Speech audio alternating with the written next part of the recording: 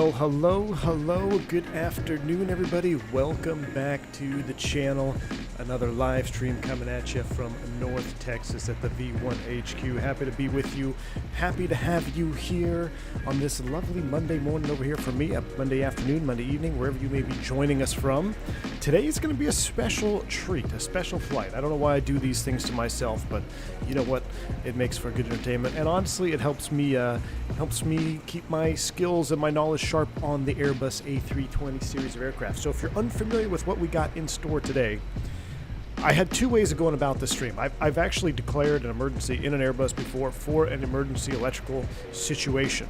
I was going to do a full recreation of that flight on today's stream. And then, you know what, I was like, you know what, maybe I should do that one a different time. And today we're going to do a stream that is always kind of like the not taboo, kind of like it's like that deep, dark, secret thought in the back of your mind, and that's the emergency electrical configuration and what would happen if you lose all electrical power to the aircraft in flight and you have to operate on the ram air turbine or RAT. And you know what? I said, let's go ahead and just do a stream with it. I haven't prepped for the stream. I haven't tested it before, but we're going to go ahead and we're going to make it work, and it's going to be kind of a refreshing knowledge process for me, and I think it should be pretty entertaining for you. Hopefully you guys will pick up some information and some knowledge on the Airbus electrical system as well. So with that said, I hope you guys are ready. I'm ready. Fubar, good to see you, my friend. Paulo's in the house. Joe Johnson, good to see you, my friend. Hey, Ron Hastings, what up, man? Milltown 24, Blue Bear, Jeff L, Coran Anderson, Crimson Ghost, what's going on, man? Link Space Program, Flame is in the house. Air Dave, Happy New Year to you, sir. Thank you for the continued support and the member super chat there, my friend. Always a pleasure to have my members on board. Loving the look of all the chat being almost all green. You guys are awesome. Thank you. Can't thank you enough for the support you guys continue to give me here. So yeah, this is going to be a fun stream. I think it's going to be kind of interesting, and as we look at the catering service kind of loading the aircraft here, we'll take a minute and kind of go over what we're going to do. So I was going to start this flight, let's say the generator's in op already, and then we're flying along, and it keeps weak failure after failure. But then that kind of, I don't know, I feel like that we could start going down too many different rabbit holes. With this one, I want to focus specifically on the emergency electrical configuration of the airplane. I've done this in the sim, in the real 320 sim. You have to do this on your type ride, and I've done it during some recurrent checks as well. I've only known at my airline or my operator, there's only been two. Actually, I take that back. There's been 3 instances of total electrical loss of power in flight, had to do with IDG oil. When we changed over service providers and changed the type of oil that we're putting in the IDGs, there were 3 aircraft within the span of 6 months that lost both generators in flight. So it's something that does happen, but it is a very, very rare occurrence. And today we're going to see what happens firsthand up front if it were to happen to us here. Coming in just like that, Callie Simmer in the house, getting us started with 10 gifted subs. Callie Simmer, you're absolutely awesome, my friend. Thank you for the support. Guys, if you pick up a gifted sub from Callie Simmer, shout out to him. Let him know you're appreciative of that. Thank you for the support, my friend. And just like that, AJ Funari also gifting 10 subs to the channel. Almost all green, he says, and we are pretty much turning it all green. Wow, you guys are awesome. Thank you so much, AJ Funari, for that additional 10 right there. There's 20 sub memberships have been gifted. We haven't even got the airplane started up. I can't thank you guys enough.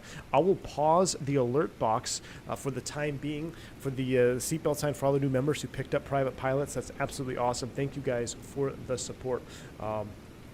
Just awesome. Thank you so much. Alexandra Bellini, I see your membership chat there as well. Let me get that. He says, hello. What is the fun on flying with everything in the green in the sim? Of course, real stuff. I could only wish clear skies and no surprises. Exactly, Alexandra.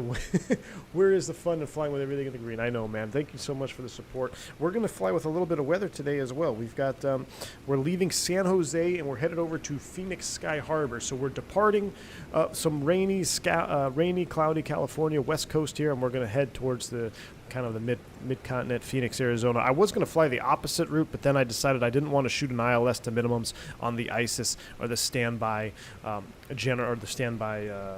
attitude gauge. So we're going to, being single pilot, and operating through all these failures, I got to give myself a little bit of a favorable scenario, and that's having hopefully some VMC destination or an alternate should we elect to divert. So absolutely awesome. Wow, the IDG oil thing, that must have been very interesting times. Aaron, yeah, it was. So there was within 6 months, man, 3 separate aircraft had dual IDG failures in flight. One of which landed in the emergent electrical configuration because the APU was inoperative. So if you lose both IDGs in flight, and we're going to talk about that here in a minute, you do have a third generator, the APU. Now, if that APU is inoperative, which it can be, and you can be dispatched with 2 generators, then you're pretty much SOL if you lose both IDGs. So something to pay attention to. I personally have a friend of mine who's also a little bit of a mentor, super knowledgeable on the airplane. He is one of the only pilots that I know personally that have landed the A320 in the emergent electrical configuration with the RAT deployed. So I got to pick his brain on that quite a bit when we used to fly together. So that's enough of that. We need to get this airplane fired up. I've already kind of started prepping things because today is really kind of more of a failure stream than a traditional A to B. What's the procedures for this and that? So I've kind of shortened down the setup work here. The airplane is already sitting on ground power. We'll just go up here and we'll kind of get our flow. This is kind of a turnaround state for the airplane, if you will. You're swapping flight crews. It just came in. We don't need to do a long warm up or anything like that. So we'll just come up here. We'll go through our overhead flow from the captain's side. We'll get our left panel going here. That looks good. That goes to captain. We'll go ahead and begin the ADIRs. Now, in a typical turnaround state, you may find these already aligned, and in that case, you would either do, depending on your SOP, either a full alignment where you shut all 3 off, wait 5 seconds, and then turn them all back on, or you could do a quick align if you're not changing crews. So say you flew it in and now you're going to turn around and go back to Phoenix, then you would do a quick align. You could just turn them off, turn it back on within 5 seconds, and the alignment will only take about a minute or so. So that looks good. We'll go strobe auto. I'll be flying this one, no smoking auto, arm the emergency exit lights, auto, fault lights there. That looks good. We're on ground power.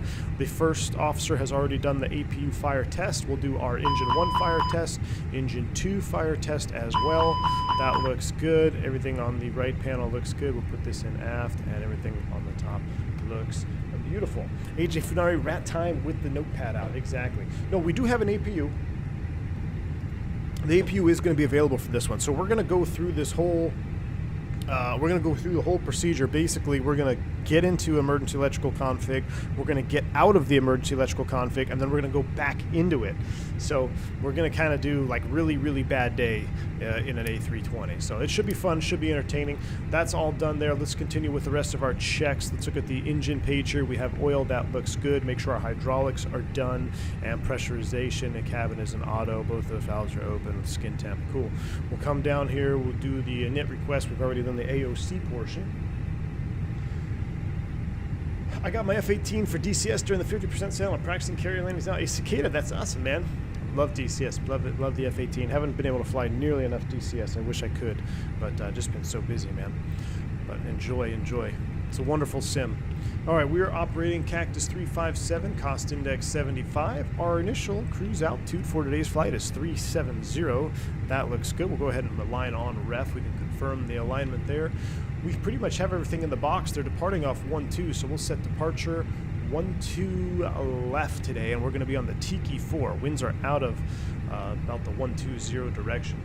So 1-2 off Tiki 4, and we're going to the Valry transition. That is there. We'll go ahead and insert that. There is our route in flight. Then going into Sky Harbor, we're expected to pick up the Hydra 1 arrival. Let's take a look at the arrival METAR just so we have an idea what kind of weather to expect in Phoenix if we actually get that far. We'll go ahead and request the boarding process as well. So the arrival METAR in Phoenix is 100 at 610 miles. Why are we getting rid of the jet bridge?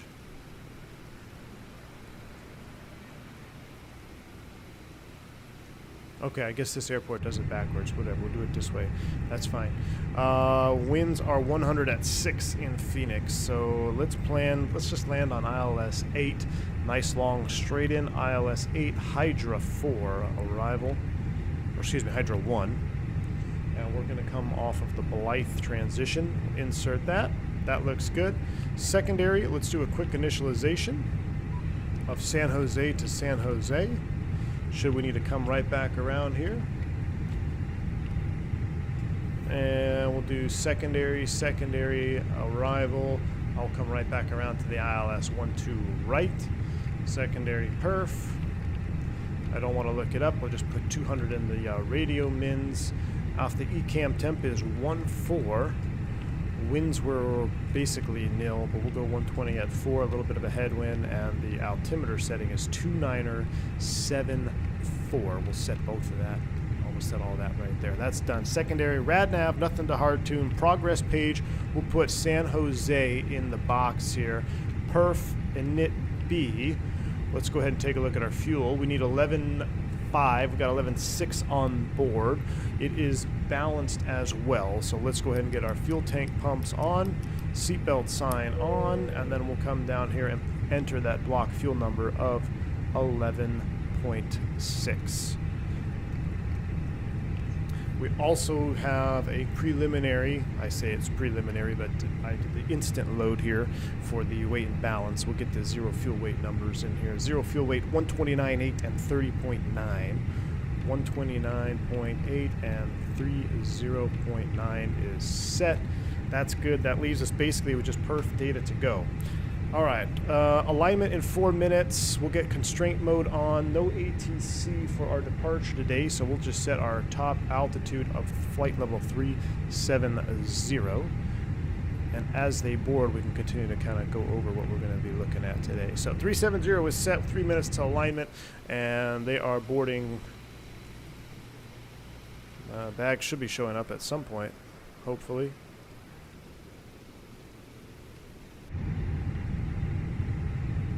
We'll see what happens there. All right. In that situation, can you split throttle? I have to go back to that. I missed a lot of chat messages there. Let me go back. The RAT is modeled. Yes, the RAT is fully modeled. It's fully functional. And I think I messed with it off stream, like when the Fenix first came out. But yeah, the RAT is fully modeled. We'll also be using real-world procedures for the emergency electrical config, and we'll talk about the requirements to keep it going. Now, before we, what is GSX doing? I just wonder why boarding passengers now. Okay. Let me see if I can bring the jetway back over. Okay, so I guess they are still boarding, according to GSX.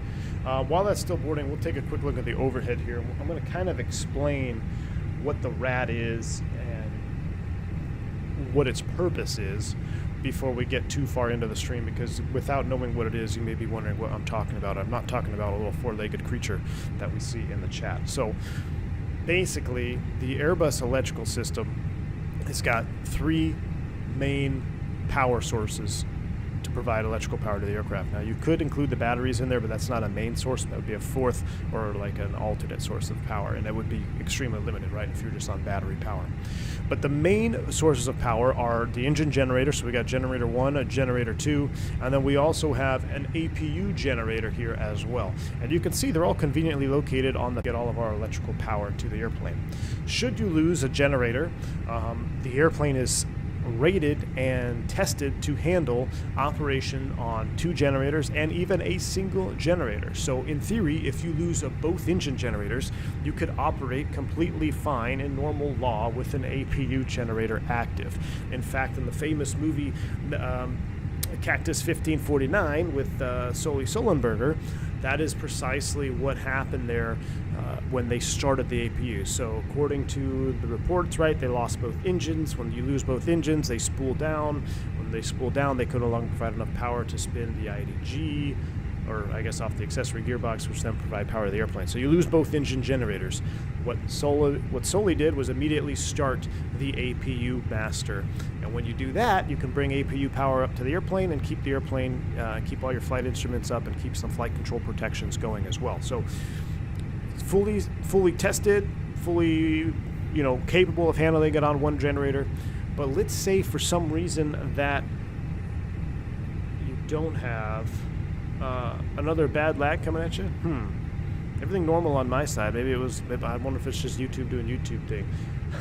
Michael Palkin, thank you for becoming a private pilot, exclamation point, welcome for your new perks here. And I had the alert box off there. Sorry, Shaq Oatmeal, good to see you, my friend. Four-legged creature or a bad friend. Oh, man. Yeah, exactly, Cap Shaq. Thank you so much, man, for the support, Shaq. Hope you're doing well, my friend. Doesn't seem laggy. My mic is cutting in and out. That is weird.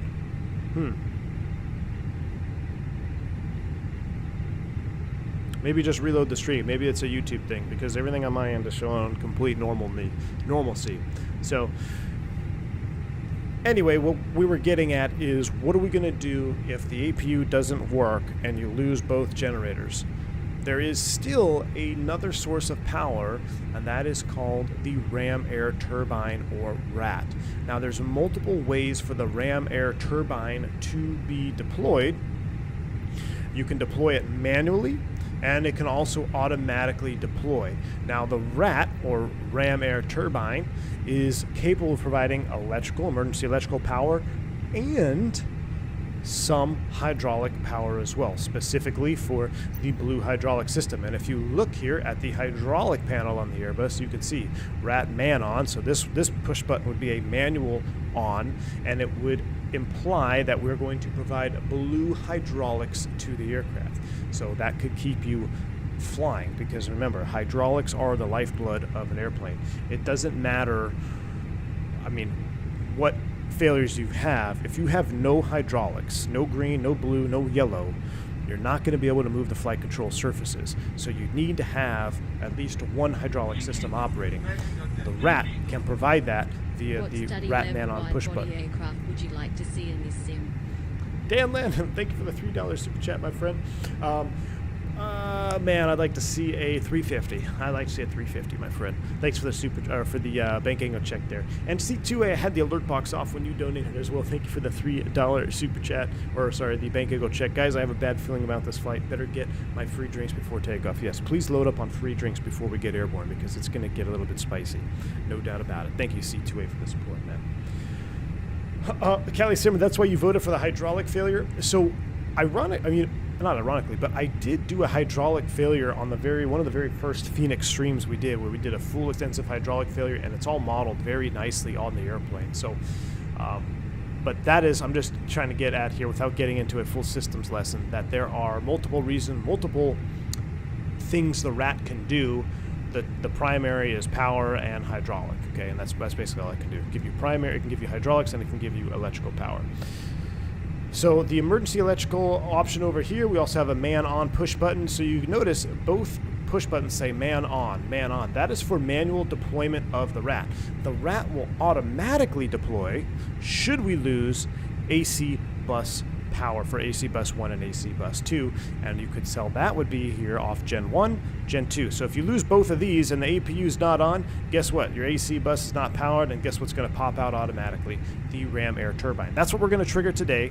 We're going to go over what the limitations are for the RAT once we get airborne, but that's just kind of a brief rundown of what it does and where is it. The RAT is actually located outside on the little bit of a belly fairing right here. And if you saw in the countdown, screen that the RAT was deployed, and it looks like a little 172 propeller that pops out right here. It's actually pretty loud from what I've been told. And the only way to get the RAT back in the airplane is to have maintenance stow the RAT. You can't stow it in flight, if that makes sense. Crimson Ghost, APU starts off batteries, if I recall. Yes, APU starts off batteries. And Chris Levin, you have a great question there. He says, so with no IDGs, what power is the APU using to start the RAT? Chris, that is a great question to ask. And while I was sitting here reading, kind of going over my emergency electrical configuration scenario, I noticed there was a note that said, in order to start the APU, you must be below flight level 250. And that triggered me to remember a certain thing. On normal instances, or with generator power, there really is no APU start limitation. You can start it up all the way to flight level 390. However, if you have a loss of dual gens, or generator 1 and generator 2, the battery is going to have to start the APU, which that is kind of a hidden limitation, that you cannot start the APU unless you get below flight level 250 for the battery start of the APU. So that's kind of one of those little notes where, it's a fine line. You know, something happens up in cruise altitude, you want to immediately start pressing buttons. That's why you have to follow procedures and you have to follow checklists, because it will tell you in the procedure that, hey, you need to get below 250 before you start this APU, even though you want power right now. Now, I'd have to actually speak with a mechanic or somebody to say, like, what happens if you try to start it above 25? Will it start? Is there a danger to attempting it? Obviously, it's in the book for a reason. It says attempt the battery start below flight level 250. So we're going to do that as well. But that is a great question. It will start off battery power in flight, and that is the only real limitation for starting the APU, is when you have to do it off battery power in flight. Now, there are already other limitations with the APU, like, you know, to have the APU run electrics or have the APU run pneumatics. Then there's different flight level limitations associated with that. But as far as starting is concerned, the only one is for a battery start, and that's at 25. I'm guessing you can't go Mach 8.0 with the rat out. Matt Warren, there's actually a rat limitation speed. We're going to get to that. If memory serves me right, I believe it's 320 knots, 320. So it's you can go pretty fast with the rat out. There's no doubt about it. You can go pretty fast with the rat out. All right, it looks like they are done with the bags. That's good. We can go ahead and get our takeoff data set here. Why'd you choose YouTube over Twitch? Just because I don't like Twitch, man. I don't know. Maybe I'm too old. It just seems like it's too much of a pain. All right, sync the final load sheet, and we're going to do a Toga takeoff. Anti-ice will be off. What's our, yep, plus 14, so anti-ice will be off. We will do packs on. That looks good. Flap optimum. Let's go ahead and sync the live weather, and we'll calculate this here.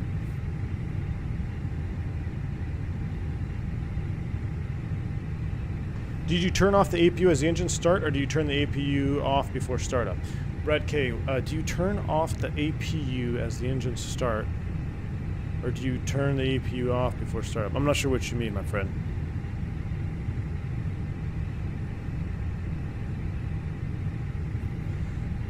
Phase 1 NE, both, depending on tail number. All right, 112, 140, 140, flap 1 down. So let's go ahead and do that. 112, 140, 140, flap 1 takeoff, off 12 left. That looks good. Let's get the APU fired up here. And let's prepare for pushback and a departure. There is some, do you want to start in before pushback? No. We'll get the terrain push button up because there is some terrain out there. Let's go ahead and fire up the APU. Take a listen outside. We'll get underway here. Hello, Captain. We're ready for pushback. Glad you're on YouTube, says Robin. Yeah, Robin, I just, the Twitch interface is terrible. Believe it or not, when the very first attempted streams I ever did, I actually had some on Twitch. I think I was flying a 727 and I was attempting Twitch, but just I don't know, it's too not confusing. It just, I don't want to take the time to learn a new platform, and I built this channel on YouTube, but I don't plan to move it off YouTube. It's simple as that. I know there are some things that Twitch can do that's better than YouTube as far as, you know, membership and gifting things and all that stuff, but, you know,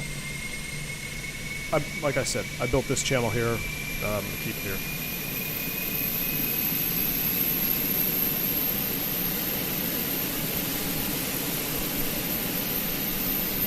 All right, APU is sounding beautiful. We're going to want to go nose. Where are we going to want to go? We're going off 1-2 left, so we're going to want to go nose to the left, tail to the right. So we'll go ahead and do that. We'll start the chrono because the APU's on. They're going to wait for us. Let's go ahead and dismiss that there. We'll come over here and we'll go to ground services, and we will go ahead and pull the ground power and the chocks.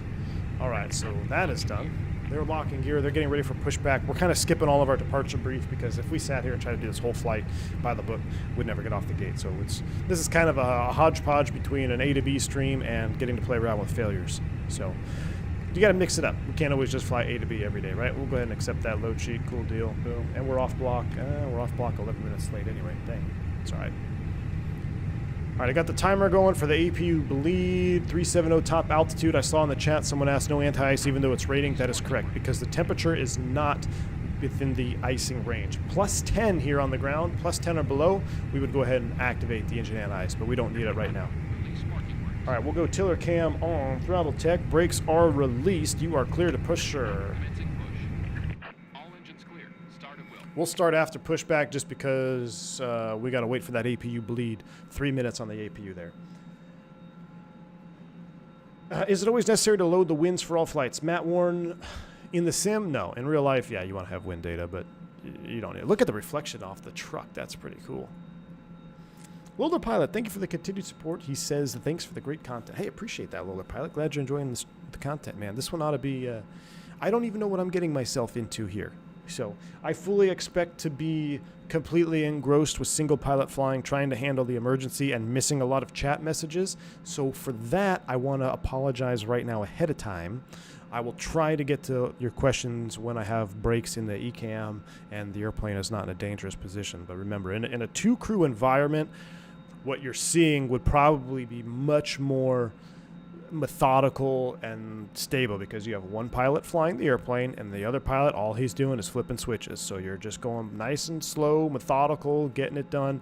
For me on stream, I'm flying the airplane, I'm trying to do the ECAM, I'm trying to read out of my emergency procedures handbook, and I'm also trying to pay attention to some of the chat messages. So I apologize ahead of time for that. All right, that's close enough to 3 minutes. Let's go ahead and get the APU bleed on. With the APU bleed on, we're going to go ahead and start engines. I should have had the beacon on. That's twice. 2 streams in a row I forgot the beacon light. Windows door slides closed. And... arm. Beacon on, thrust levers out, parking brake is on, 4-star checklist is complete. Let's go ahead and turn 1. Here we go. Engine start to ignition start. And starting 1. Brad K says, what do you do if the trim gets stuck? Pray like hell, my friend. If the trim gets stuck, or if you have a THS jam, that could be a whole nother stream. Essentially, you can use pitch and power and speed, but it's a very, very difficult situation to recover from. No matter what airplane you're on, any type of stabilizer jam can be extremely dangerous and extremely difficult to recover from. And there has been multiple fatalities with aircraft with stabilizer jams.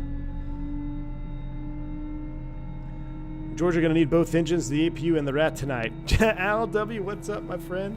Exactly, dude. Cannot wait. We're having a big cookout party tonight, so this is going to be a fun one, man. All right, we got a good start on 1.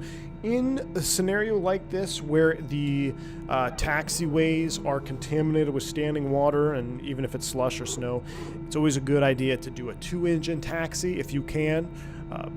You know, if more so for ice and slush, but yeah, you don't want to be using differential thrust on contaminated surfaces. So we're going to go ahead and do a 2-engine taxi out. 11 minutes late on the IAE clock, man. We need those IAEs so bad. Double engine failure, 3,000 feet. That would be a good stream. That'd be a short one, David Isaac. That'd be a short stream. Yeah, the ASA Mad Dog Crimson Ghost, that one definitely comes to mind. That one was, you listen to the recording of that, it's pretty chilling. All right, sounds like we've got 2 good starts there. We'll go ahead and go normal, arm U. We're doing a flap 1 takeoff, so let's come back here. We'll do flaps position 1. Can we use in-flight entertainment when the RAT is deployed? No, that would be shed via the galley shed thing up here. Galley cabin and commercial shed. It would probably automatically shed at that point. You know, if you're in emergency electrical, it's going to shed a bunch of stuff, which I will get to in my procedures book here when we taxi out or when we fly out.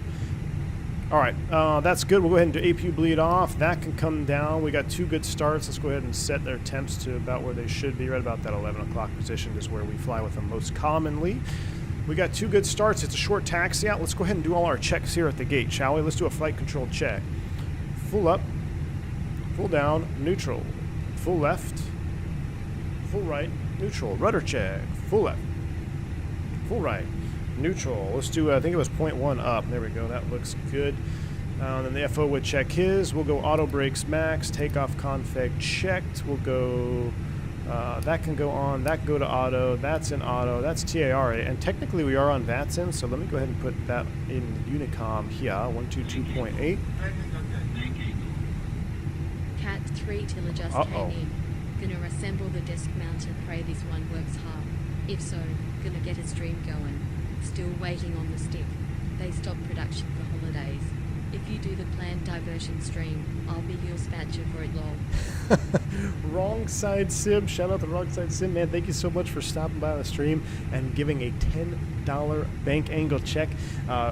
I hope that Cat 3 Tiller works out. I'm sure, hopefully it'll work out for you, man. Hopefully it'll work out. It is a lot of fun taxiing around with it. And you'll finally get to understand kind of what I mean. Like when you look at the angular rates here, when you crank it past like 30 degrees, there's a little bit of delay on the nose wheel, and it's a fine line of getting used to. But once you get good at it, it's a lot of fun. So I hope you enjoy your Cat 3 Tiller, my friend. Thank you so much for the support on the channel. And yes, if we do a diversion, which we might end up diverting here today, I'm actually pretty positive we're going to end up diverting. So, but if you guys are familiar, Wrong Side Sim is a real-world dispatcher. Actually, he's the dispatch shift coordinator, so he's basically the head cheese now. And we talked about it on the last stream about what they do, like when we're talking about tankering fuel into Orlando for all the fuel crisis and stuff. So that's all stuff that Wrong Side Sim does on a daily basis in real life as well. So can't thank him enough for the support. Hope you have a good one, man. Thanks for stopping by. All right, real quick before we go, I do want to turn off the cabin lights and then we're out of here. So we're going to go cabin lights. There we go. Cabin lights are off. We're done. Our checks are done. Are you guys ready? I'm ready. Let's go taxi light on. Clear left, clear right, brakes released, and San Jose traffic. Cactus 357 taxi on 12 left, San Jose traffic. Let's go.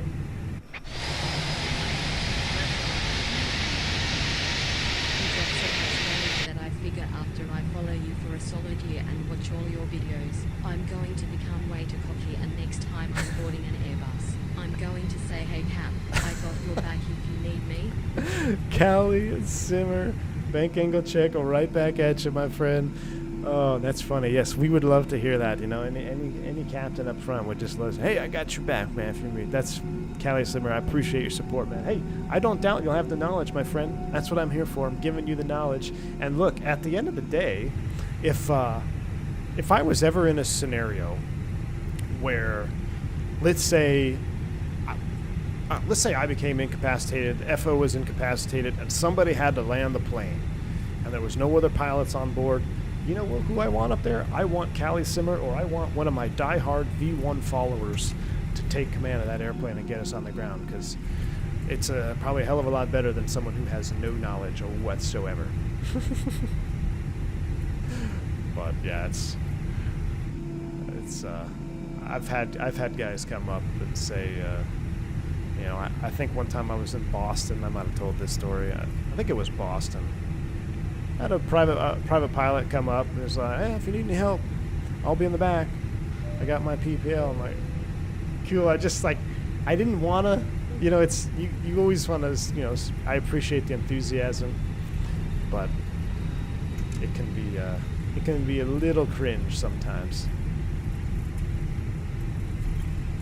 Key 6. Thank you so much for the continued support at 16 months, my friend. He says, you should have told me you were in the Bay. I would have brought you breakfast.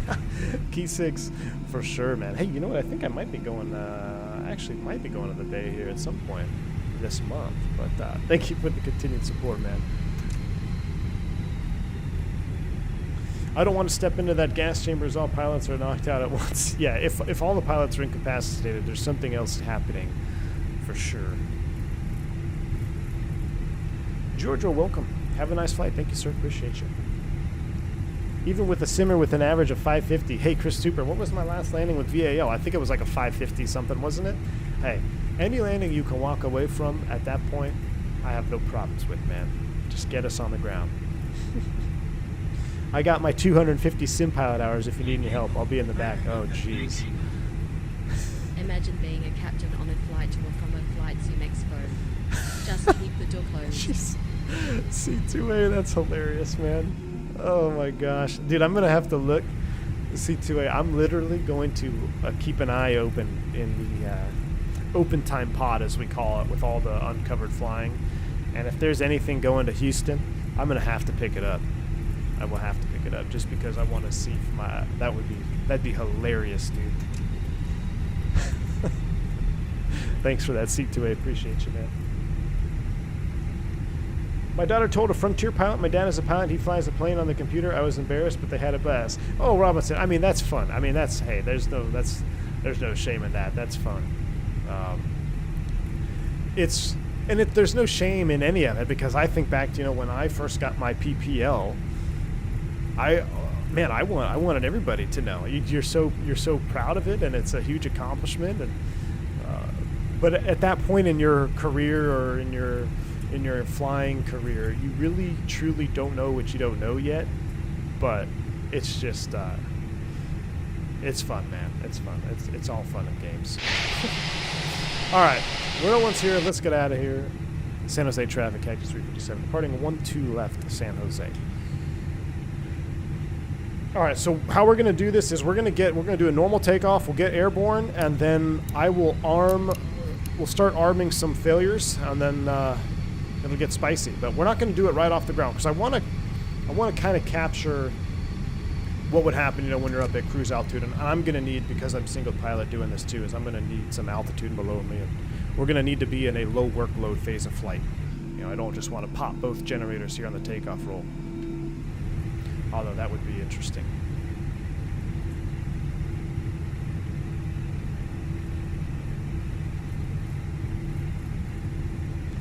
All right, we got 412 watching. We have, how many likes we got on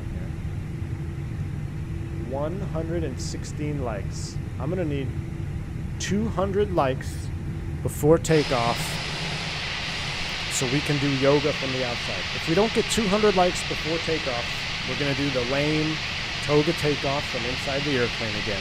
I really want to hear these puppies going full Toga from the outside view. Smash down that like button. Spool them up 50. Nose forward on the stick.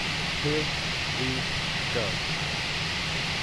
187 on the likes. We're getting there. Ooh, doesn't that sound good? Oh, that sounds good. There we go. 200 likes. You guys are awesome. Watch your ears, headphone users. This is your warning. Toga.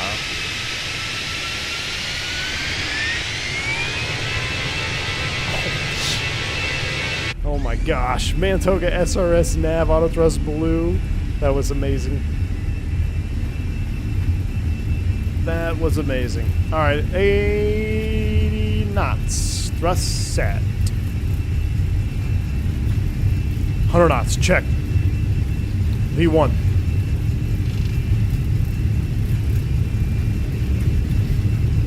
Rotate.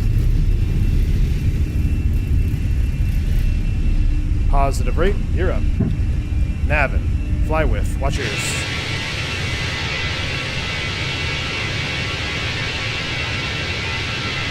Man, I love that San Jose airport there. That looks so cool.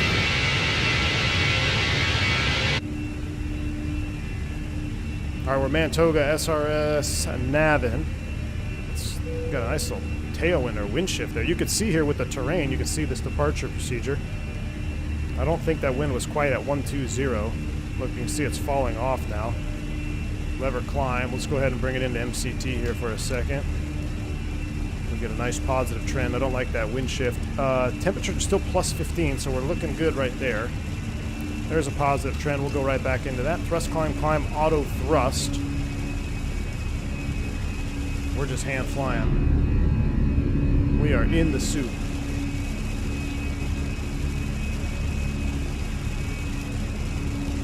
Shifted to about a 20-knot crosswind there right after takeoff. Going down the runway, I saw it said about 13 there. I don't know what was up with that. It should have been 120 on the wind, but there's S speed. Let's go flaps to 0 after takeoff checklist.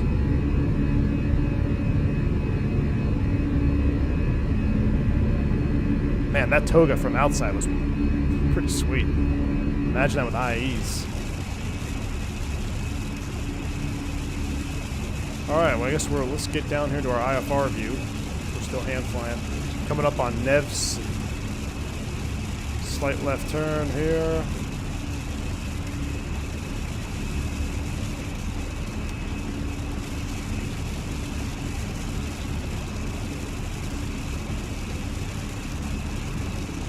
And this is another reason why I didn't want to fly into San Jose in the emergency electrical configuration, because we'd be doing an ILS approach with this little buddy right here. We'll do that another day, though. Alright, that's pretty much straight out from here. I'm going to go ahead and place the command bars, or excuse me, the flight director right on top of the 10. We'll go autopilot 1 engaged. We'll go back to full screen cam here. Everything is looking good. We're climbing out. Our next restriction is Tiki at or above 13,000 feet. What's the outside air temp? Nice temperature inversion here. It's still plus 14 on the TAT, so we're still not in icing conditions. So we'll go ahead and keep a close eye on it. We'll monitor here for breakout. That's the weather right now in SoCal in real life. Awesome, Cali Simmer. Yeah, I saw it on the radar. I picked this departure because I saw the radar, the real world radar. It beats doing the VFR flying all the time. Are the backup flight instruments on the same battery as the external lights? Caleb W, you mean, yes, they can run on battery power. The ISS will run on battery power. And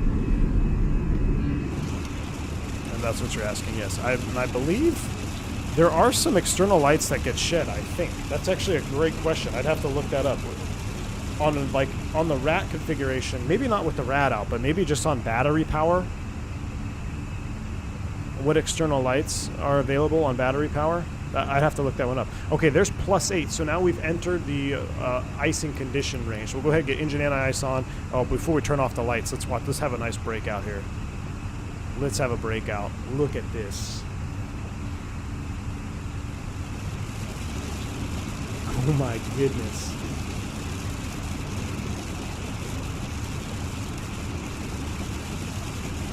The sound is so spot on. With the rain hitting the windshield. I mean, it is so spot on. I thought we would be out of the clouds. Let's go ahead and get the lights off here.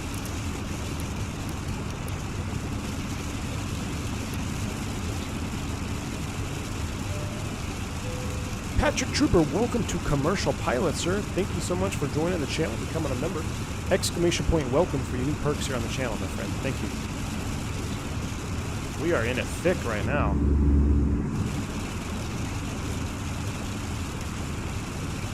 I'm going to go ahead and select speed 300 for the climb out. Hopefully it'll get us up on top of the stuff a little bit sooner. So right now everything is normal. We're climbing out. We'll start arming the emergency electrical stuff here in a little bit.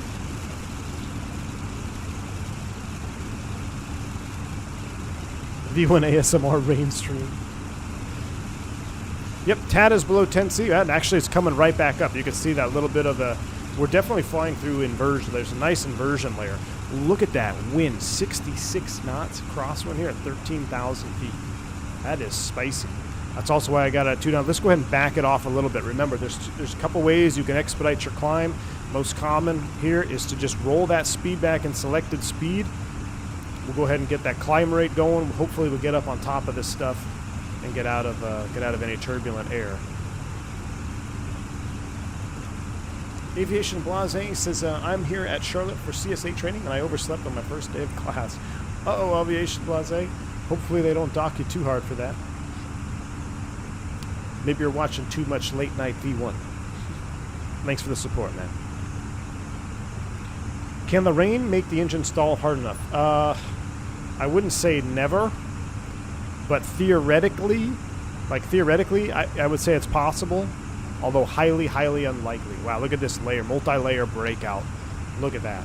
So if you watch any engine testing videos, you actually see them. They have these huge hoses, or actually there's these big nozzles that just shoot water into the engines while it's running, and they do, I guess it's like a flame out test. So they test them rigorously, and I think there's a couple of videos on YouTube you can actually watch, but you know, sometimes guys in super heavy rain will turn the ignition on as well, just as another precaution. But no wing anti-ice is needed right now. We're not actively accumulating any ice. I know it's not even modeled, but until the airplane starts being funny, I don't think I'm going to turn it on. That might be who knows, it may cost us, but Look at that. We're actually flying into the range shafts here. This is just... Forget the electrical emergencies. Let's just watch this breakout. This is like breakout view stream. Mustafa, what's going on, man? Finally caught a live stream. Were you able to get your Mad Dog fuel levers map? Mustafa, I haven't had a chance to do it yet, but I appreciate what you guys... Some of you all posted in the Discord. I think I know how to get a map now, so I think the command was in there. I appreciate that, Mustafa. I just haven't had a chance yet. There, Stephen Hayner says the test jet engines till they break was a buddy of mine job at GE. That's awesome, man. Yeah, so they'll test them until they fail.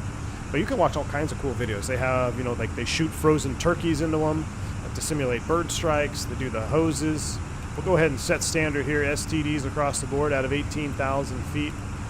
Standards are set. We're climbing up to 370. We may not break out. Still a little bit of chop here. We'll keep the speed rolled back. Mike P. 10 gifted memberships at 300 likes. Ooh, if you're looking for a membership and you haven't liked that video yet, smash down that like button because Mike P, he always delivers. Mike P, thank you so much for the $10 super chat, my friend. You're absolutely awesome, dude. Thank you so much for the continued support. All right, I'm going to turn the sim down a little bit because it's getting kind of loud in here. Although it's at a realistic level of loud, I'm going to turn it down so I can hear myself think. I want to break out. I want to start looking at the box for failures, but I kind of want to catch this breakout if we ever do break out.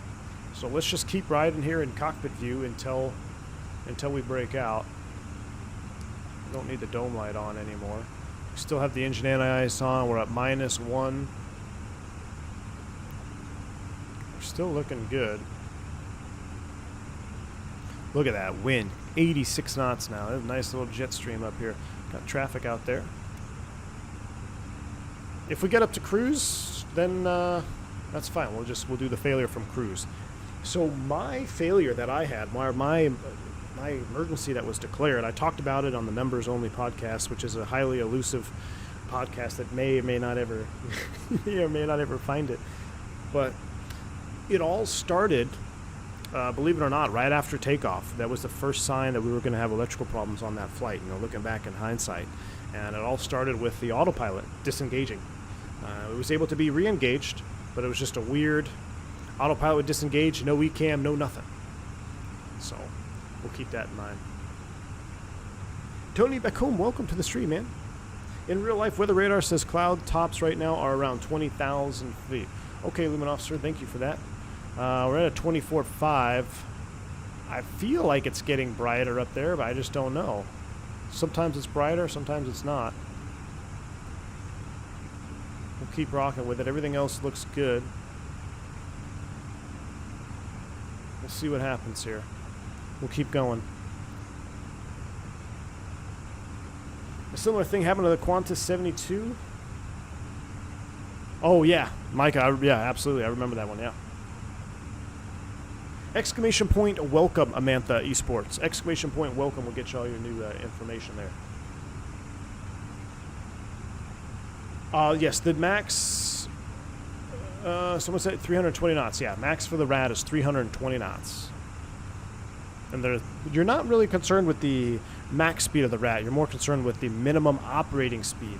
So it will provide power down 125 knots, but your approach speed is at 140, and we'll come back to that in a little bit once we actually get the RAT deployed. Are you going to simulate startle effect when you do the failure? Bill, I think me being single pilot and streaming will have enough startle effect, indeed.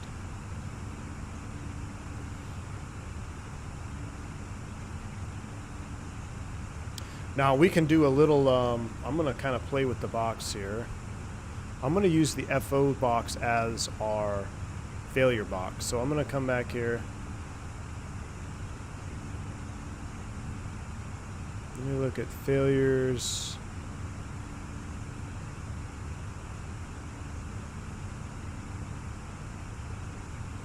No, McDo, config, manual failures.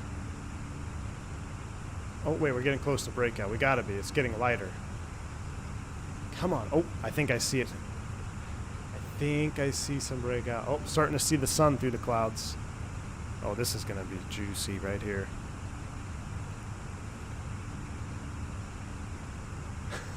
Velociraptor, what's going up, man? Appreciate you joining the stream. Welcome on board, dude. Amantha Esports, it's under if you go to the V1 page there, just go to playlists and look for the V1 After Dark. All the podcasts are under the V1 After Dark. That's all the members only content.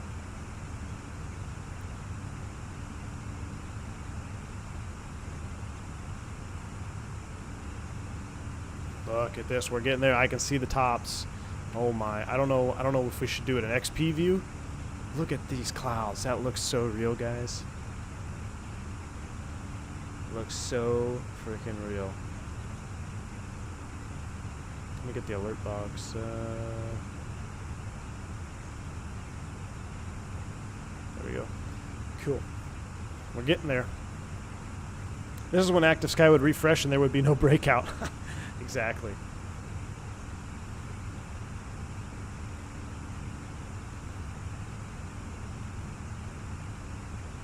Come on, baby.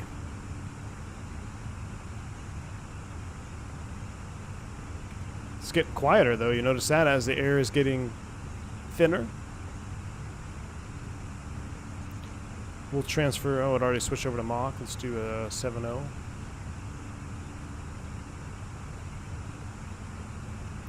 What is our top? Our optimum is 36.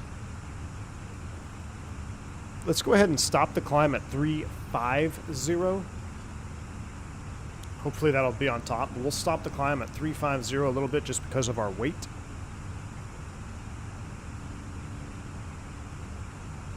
It's getting there. It's getting there.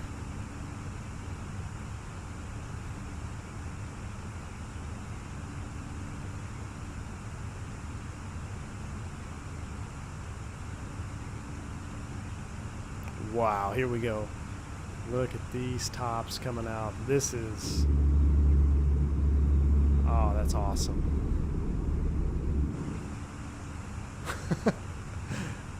Maybe key 6?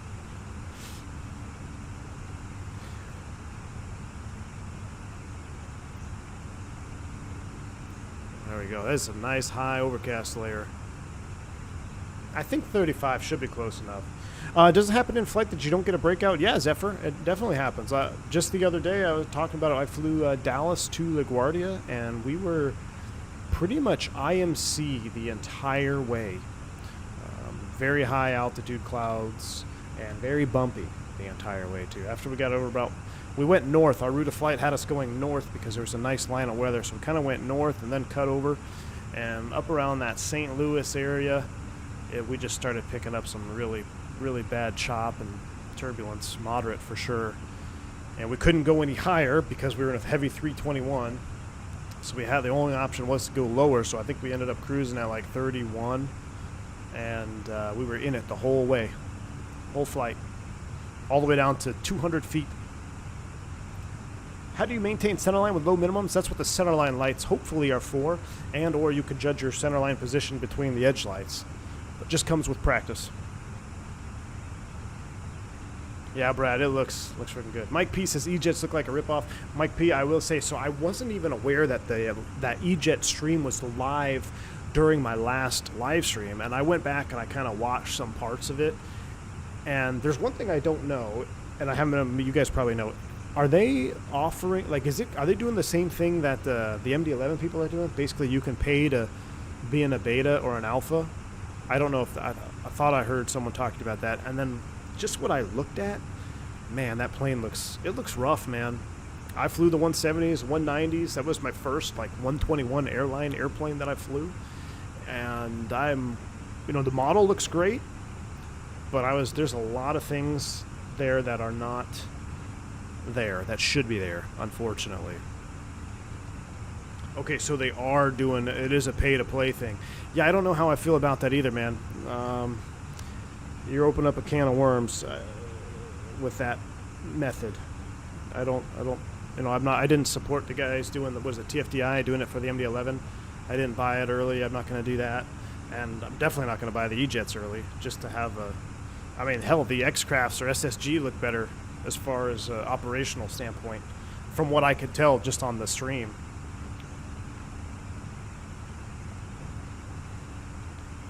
Oh, the model was provided by X-Traps. Oh, there you go. Well, I mean, they had a good model. I mean, it looks, from the outside, it looks good. Like, it looks proportionate. It looks pretty sweet, but, man, it just is not, it's not there. Definitely early access. They did say it would update every 2 weeks. Okay, Callie Simmer. Yeah, it would be, I mean, if they do continue to update it, awesome. But that's, I feel like that's a can of worms you open when you start getting paid before you release a product. I mean, how are you? We need to speed up here. We're getting ready to fall out the bottom half of this speed scale. I mean, how do you stay motivated? I don't know. I feel like a developer who doesn't have that pay-to-play model going, it's like, okay, I need to get this done. I need to work. I need to do this today, accomplish these goals so I can get this thing out and get paid because I've spent the last 8 months in development or the last year in development. I need to crank it out. Whereas if you're already giving them the money, it's like, we'll get to it when we get to it, or they'll just write some note, okay, well, the process is taking a long time now, and they'll just make excuses after excuses. That's just my opinion. I'm not saying anybody's doing that, but, I mean, charge it when it's done and release the airplane, you know? If you want to have an early access team, that's one thing, but I don't know. Crimson Ghost says, I bought the MD-11 as TFDI as a known developer. I love the MD-11. I like the limited amount of yeah, Crimson Ghost, and, you know, that's definitely... TFDI is a known developer for sure. So that's, you could say it's a little bit different. I hope it works out the way it should, but we shall see. I mean, I'm not telling anybody how to spend their money. I'm just saying that that's just my personal opinion. I feel like it would demotivate the developer.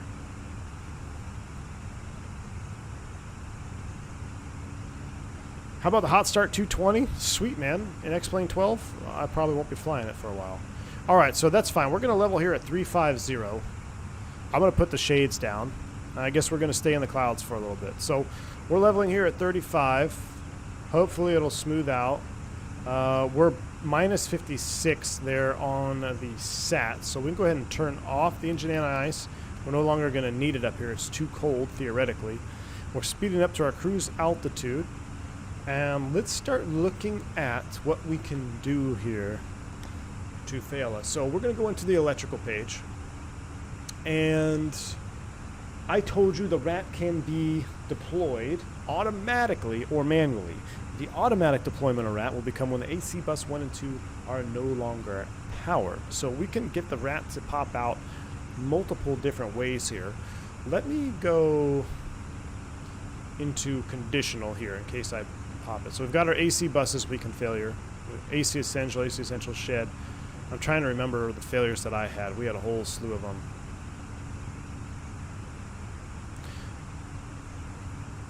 IDG, static TR, essential TR, AC Essential feed stuck from AC bus 1. Interesting. Interesting. Okay, so what we're going to do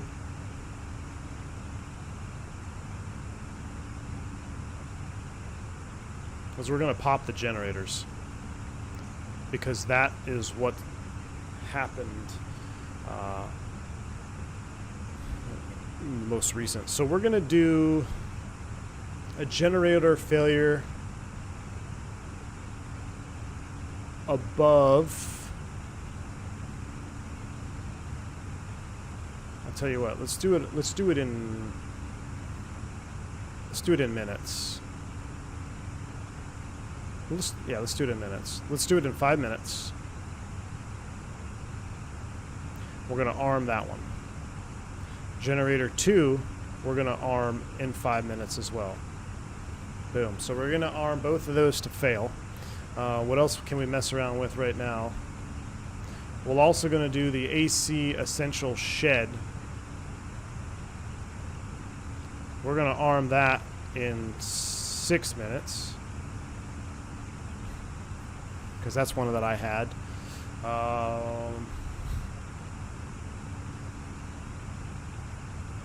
And then we'll worry about the APU later. Alright, so we are pretty much primed up. So we're sitting here. We're chilling out. Let's go ahead and see if we can get up to 37. We'll go ahead and continue to climb. Thrust climb, open climb. We'll see if we can get up there. We'll get our shades down. It's pretty smooth here. I thought it would be a little bit rougher in the tops, but it's not. So we'll go ahead and get the seatbelt sign off. And we're just going to go through this from cockpit view, so we know it's going to be around that 5-minute mark. So we got a few minutes to enjoy some wing views here. And then I'm just going to go, I'm going to try to handle the failure as I would in real life. Now it's going to be tailored, obviously, because I'm single pilot and still trying to fly the airplane. But I'm going to try to work through what I can to see if I can recover any systems. And hopefully you guys will enjoy seeing that here as we go through. Now, we'll talk about diversions and stuff a little bit later, but things that should be in the back of your mind, you know, anytime that the RAT is deployed, you're going to have a longer landing distance as well, because you need to have a minimum RAT speed. I touched on this briefly. It's 140 knots, right? So you get 140 knots. Another thing that happens is flaps 3 landing. That also, because you do flaps 3 because that helps with your approach speed, right? So you're thinking about that. That would be something in the back of your mind. Okay, I don't want to divert somewhere like super short runway like Burbank or John Wayne, anything like that. That's in the back of your mind. Other things that any pilot flying the Airbus would probably be in the back of their mind if they have some type of failure like this is there's going to be some gravity feeding at some point. So you want to be careful. You want to maneuver with care. Your protections, and this is probably, I should have mentioned this first, at the forefront of your mind, your flight control protections and flight control laws may not remain a normal law. Matter of fact, they're not going to be a normal law. So that's something you also have to kind of keep in mind as well. So the reason I'm kind of telling you that right now is because as a trained pilot, those are all little knowledge bites that everybody flying the 320 is going to have. So when you see me making decisions, remember, factor in kind of those things too in the background. All right, so we're just cruising along, doing our thing. Do they have failures? Labor at FUBAR. Kelly Simmer, no, but they should. That'd be pretty good. TV Flight says, I'm sure I'm not the first one to ask, but is your voice a fly-by-wire 320 Neo? I don't fly often in Pangsu, but now that I did, I'm curious. Allegedly, yes. Just surfing the clouds, exactly. We're popping up here. My motto is always divert to Las Vegas. Have you ever had the RAT extend in flight for no reason? No, I've never had it extend in flight for no reason. There we go. There's our nice breakout. We're looking good now. Syrup BTW, what's going on, man? I'm good. Hope you're well, man. Welcome to the stream. So we're climbing up to 370. This is what we like to call, as pilots, we like to call this as fat, dumb, and happy. Nothing going on. Let's just go home like, hey, man, we're going to get a nice tailwind coming in here. That's pretty sweet. Come over to our Navigraph page. Let's go back to our route. It's kind of where this is probably what you'd have up right here. You'd have this map page up, which I don't use near enough. I should have it up more often.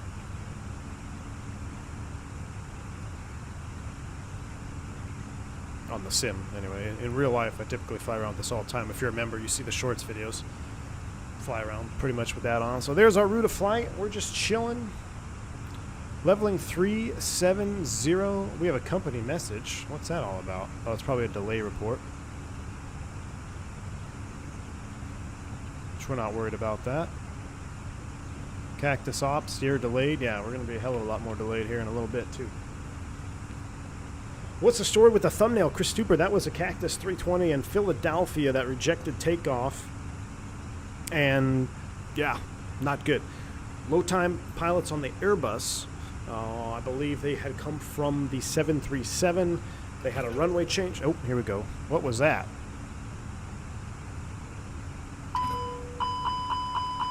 Okay, I have control. Autopilot's off. Cancel the master. Thrust lock. Okay, at this point, go ahead and give me the bird. Alright, let's go ahead and get to work. Auto flight, autopilot off. Alright, check, clear auto flight. Electric emergency config. Min rat speed 140 knots. Generator 1+2 off then on.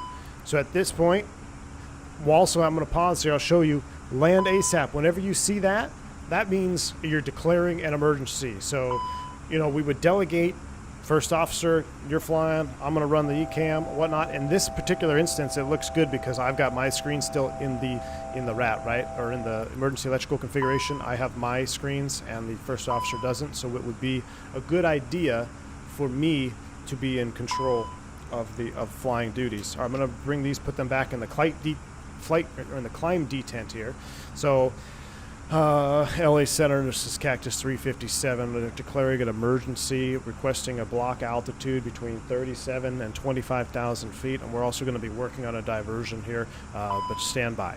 Okay, so they know that there's an emergency going on. We need to go ahead and work through this here. So, electric emergency configuration, minimum RAT speed 140 knots, generators 1+2, off then on. So we're simply trying to do a reset here of the generators. Generator 1 off, then on. No joy. Generator 2 off, on. No joy. If unsuccessful, bus tie off. So bus tie is going to come off. This is going to isolate both generators completely should there be some abnormality in there that caused that failure. At the same time here, I'm in alternate law, and I'm just trying to maintain altitude. In fact, I'm going to go ahead and lower the nose a little bit here. Why can't I pitch down? That's weird. Okay. I can't lower the nose. What's going on with the flight controls? That's bizarre. Stand by. This is not part of the failure situation. I'm trying to get the nose down here. I'm going to use some trim.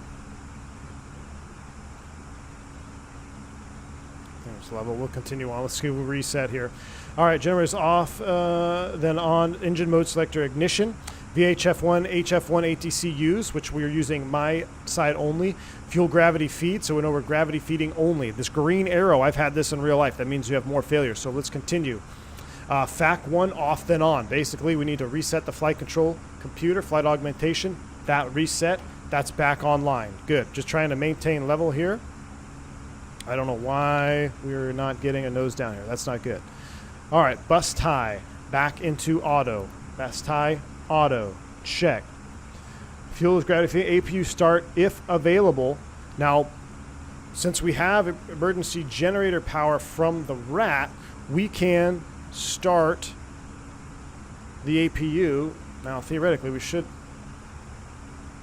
I wonder why I can't get down below 25. So I'm going to start the APU right now to see if we can get out of the RAT, because we're basically in an uncontrolled climb here. Look, I've got full forward stick. And I've tried trimming her down. So we're going to get the APU fired up here. This is a... Why won't it start?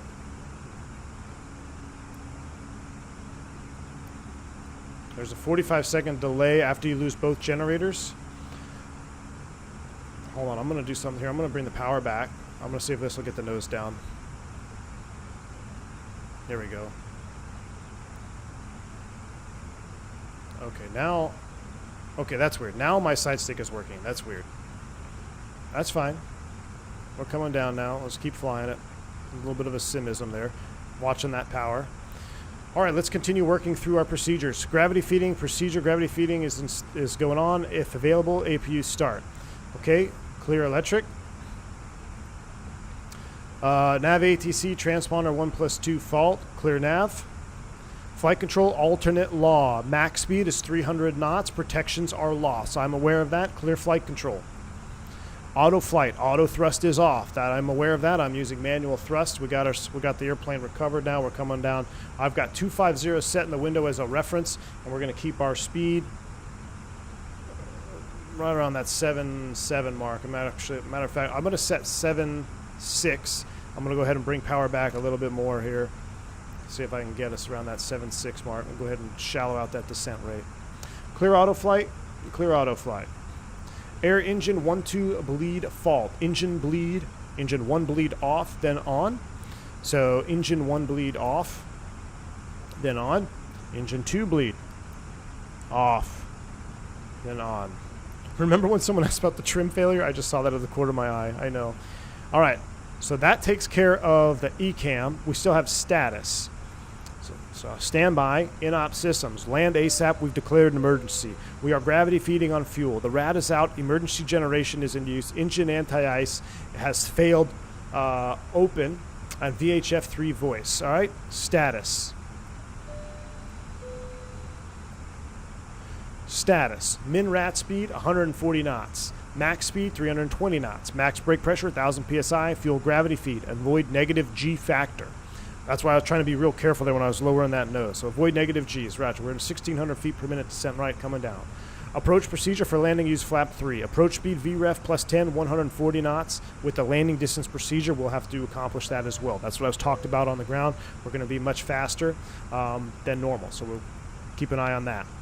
Alternate law, protection loss. When landing gear will be in direct law. One pack only if wing anti-ice on. It is not. Cabin zone at fixed temp. Slats and flaps slow. Status pack 2. Clear status. All right, now we need to go to the comm and also fly the airplane here. So I should be able to go McDo menu.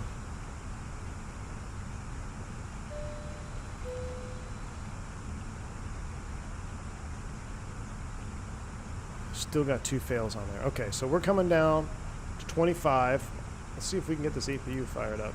Still no joy there. I don't wonder why the APU, but now I don't even have my failure checklist. Mike P, thank you for the gifted subs, my friend. I appreciate you. Oops, looks like I accidentally disconnected from that soon. I'm going to go ahead and work through our comm procedure now, right? So, emergency electrical configuration. Land ASAP. Min rat speed is 140 knots. We are aware of that. Generator 1-2 off then on. If unsuccessful, bus tie off. Setting the bus tie push button switch to off segregates both generator panels. So bus tie switch is off. I was just testing something here on my own. Don't worry about that. You don't hit that. I was just testing something. All right, we're still coming down. 32.4. We can go ahead and give it a little bit more juice there in the descent. All right. Generator 1-2 already did that. Note, if any generator reset is successful, reset both facts. Well, we had no generator reset, so we're SOL on that one.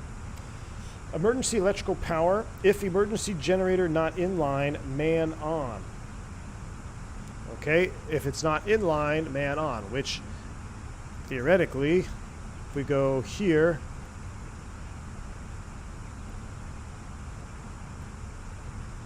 which it is on, and we are providing emergency power. This is what's called the rat's nest. And you see why it's called a rat's nest is because everything is right there in the middle. So essential TR, emergency generator, AC essential, DC essential. So that's the rat's nest, which it is providing emergency electrical power and the use of limited hydraulics. So it's doing what it's supposed to be doing. Now in real life, we would also be diverting and getting ourselves a heading to somewhere VFR, which in this case, I want to go towards Las Vegas. So hopefully we can get a track or something from ATC. And we're going to go ahead and just take a heading right now or a track of 060. So I use my transfer button to get my map screen up over here. And I wonder if we can go...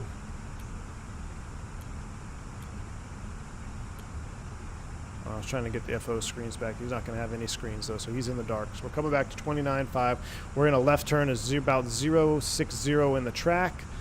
And in real world, we'd have ATC obviously helping us out, and we'd be flying and probably much closer to the ground than we are right now. But you want to see the rat outside? Absolutely. So here we are. We've got the rat out. We're in a left turn, descending to 250. And at this point, taking a break from the comm right now, why would I be diverting towards Vegas? And the main reason for that being is I want to know where my VFR weather is. Where is the weather where it's clear and I can see outside? I don't want to...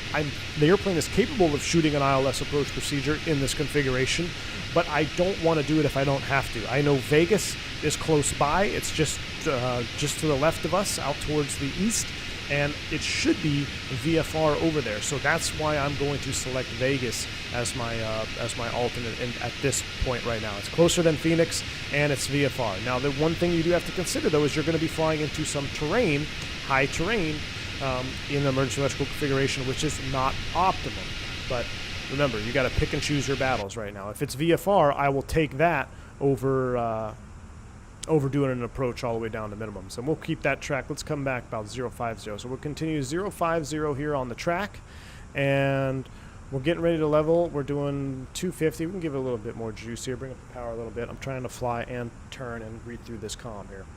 And the hospitals are better. Jeez. All right. Let's continue with our procedure. Engine mode to ignition start, which I would put on there, but because of Microsoft, it just ticks back and forth off and on, so we're going to just leave it in the off position, but the ignition would be on because we are gravity feeding. Alright, VHF1, HF1, and ATC1. Only the number 1 radio is working in the electrical emergency configuration, so VHF2 does not work, so you got to make sure you're doing all your transmitting and communicating off VHF1. VHF2 no longer is going to work, so we'd be on VHF1. Note, FMGC1, which is lost temporarily, can be regained by flight crew passing through McDo menu page. So I don't know why I can't get that back. I should be able to get my McDo back, and I wonder if it was because I was in the failure screen when it failed. I should have one McDo here, but right now we're just going to roll with the punches. We've got basically no McDo's coming back either, so let's go ahead and continue coming down. A little bit more power here, fly the airplane. So I don't know why, oh, because I failed the essential shed. That probably has something to do with it.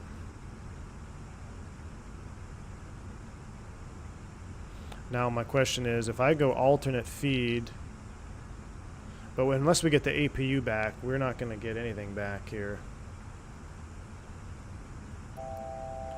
I'm going to recycle the APU.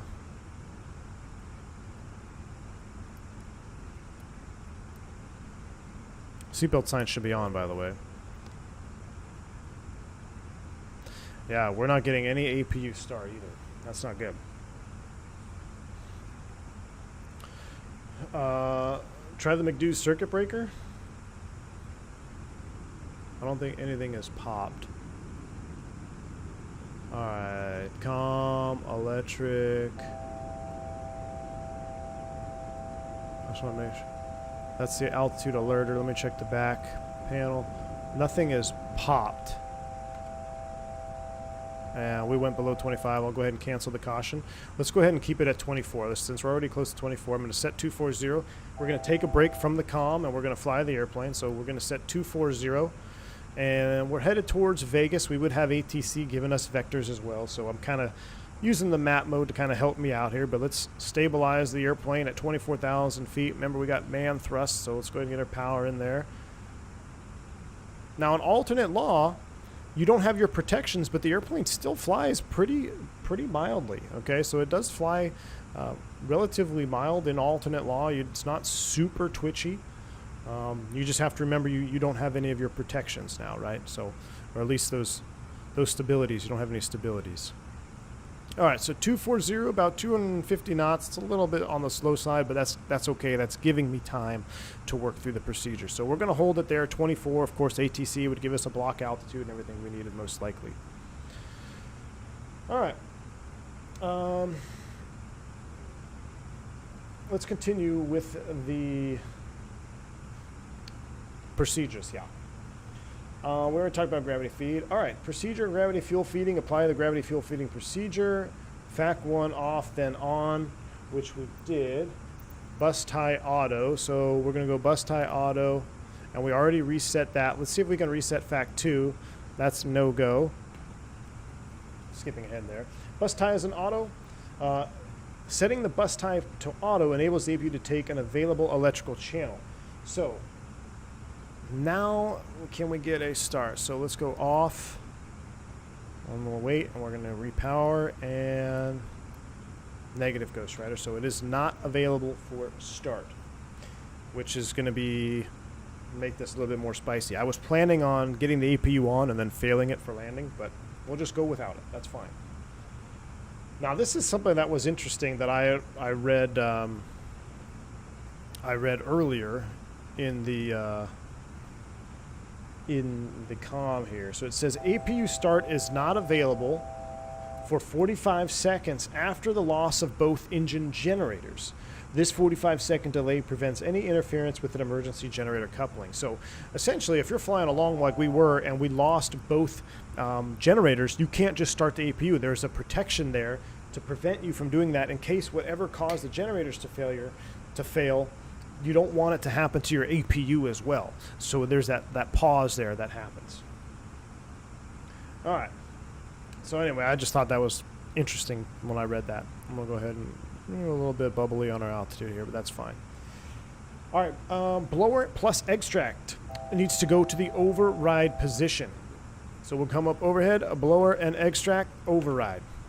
What this does is it allows cooling air to be supplied by the air conditioning system and exhausted overboard through the extract valve.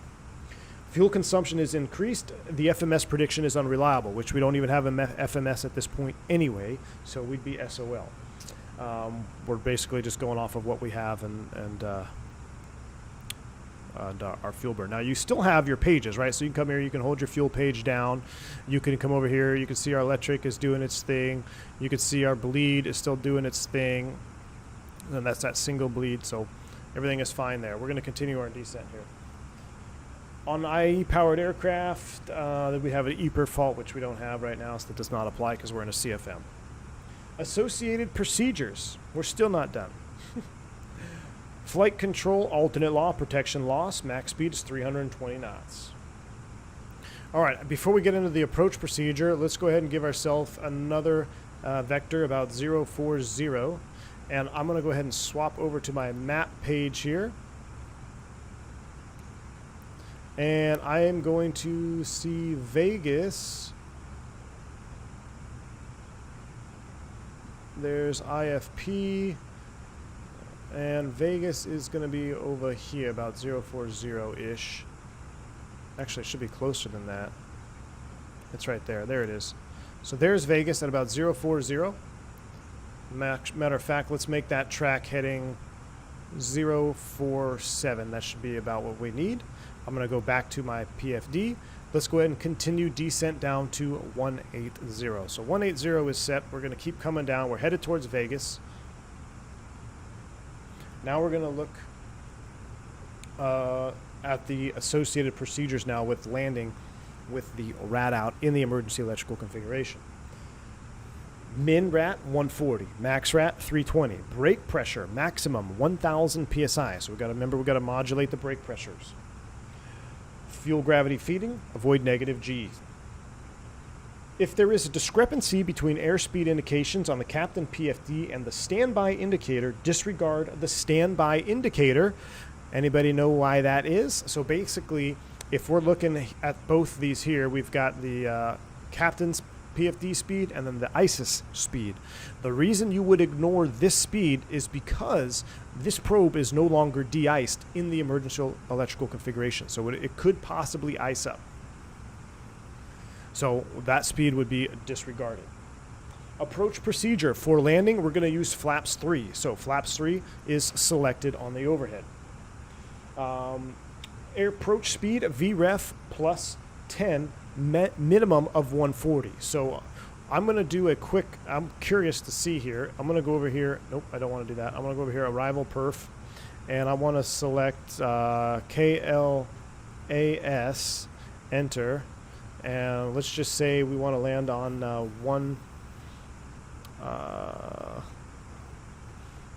let's say we want to land on 8 left. What's the METAR? Variable 010, 3013. Landing weight, we don't know. Let's just say it's max 145,000 pounds. We know we're below that, but I'm going to say it at max. Now we could do braking, landing distance procedure, electrical. Let's see, emergency, there we go. Emergency configuration calculated with 140 knot min. That's it. Note, flap 3 required. Done. And manual landing, flap 3. Max manual. Boom. And 5.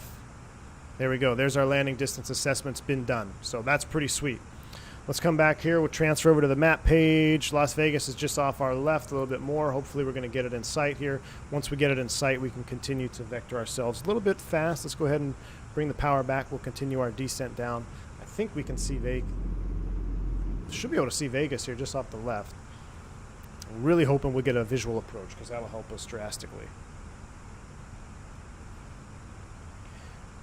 All right, landing distance procedure. It is applied. You saw me run the numbers. We selected the emergency electrical configuration. That's going to give us all of our additives that we need.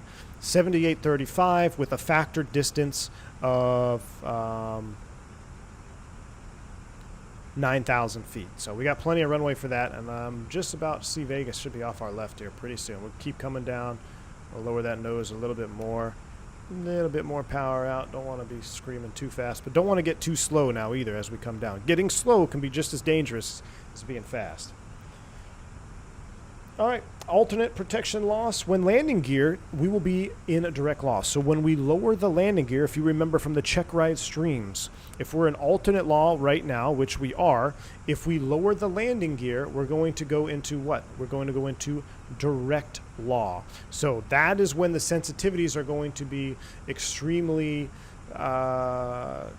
sensitive, because it's basically a one-to-one relationship between the flight control and the side stick deflection. Very similar to when you do your flight control checks on the ground. Now this is rather ominous here.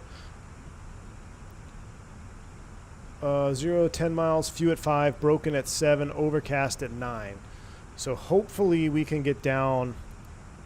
We're not going to have any terrain either available. So this is going to get quite spicy as we come down over these mountains. Really hoping if we had an ATC it would be much less spicy. But let's, for the sake of the stream, let's keep going. Let's keep trucking towards Las Vegas. Let's keep coming down. But yeah, when we lower the landing gear, we got to be careful. Flaps, slats are going to be slow. Remember, the only thing providing hydraulic power is our RAT. If I pull up the hydraulic page, you could see our RAT is on, and it is providing electrical power, which is powering the PTU, which is now pressurizing our system. So it's going to have a slow operation when you extend the flaps.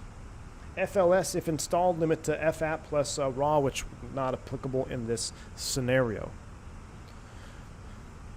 All right, the last part of the procedure is going through the in-op system. So as a refresher, everything in-op for this approach: flight control protections, reversers 1 and 2, ADR 2 plus 3, IR 2 plus 3, RA 1 plus 2, spoilers 1, 2, and 5 will be inoperative. ELAC 2, SEC 2 plus 3, auto callouts, autopilot 1 plus 2, auto thrust, fuel pumps, anti-skid, nose wheel steering, CAT 2, steep approach if installed. Those are all the systems that will be inoperative for this approach. All right, now of course we'd be talking to air traffic control, getting a vector, coming down. We're going to go ahead and keep descending. Let's do a magic barrel. Oh, we're not quite under 18 yet.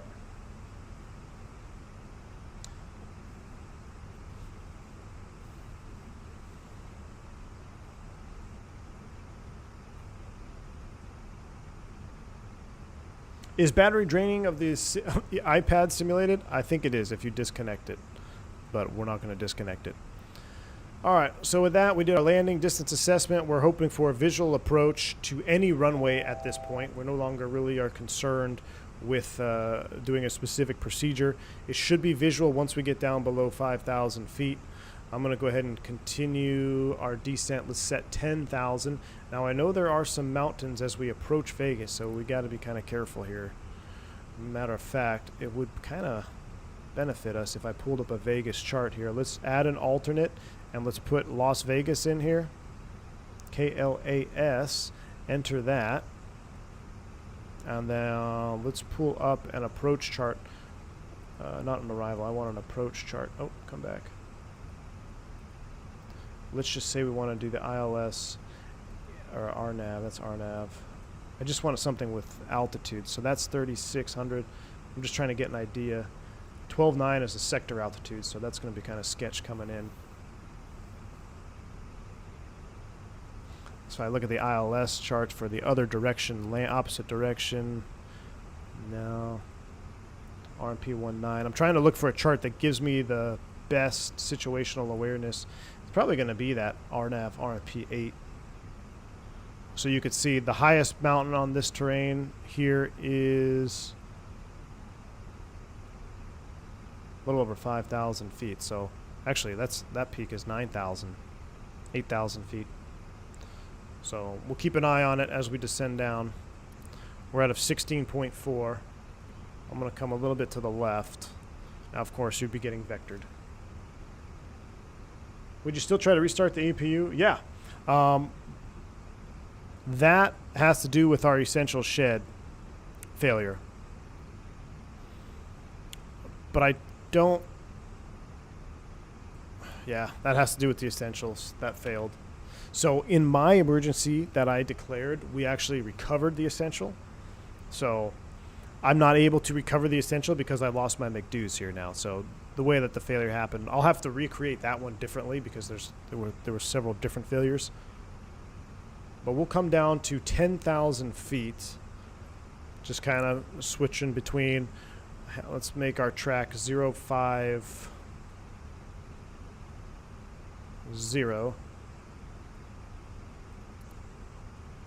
We're 240 knots. We're looking good. I'm going to continue to keep coming down. Overcast at 9 is what it was saying. So if we get down there, hopefully we can break out. No, I don't want the 8 left approach, Lauren. I don't want that approach. What I was trying to do is I was trying to find an approach chart that showed me the best depiction of terrain. This one's actually a little bit better, one left. This shows this highest peak out here, 86 or 84.69.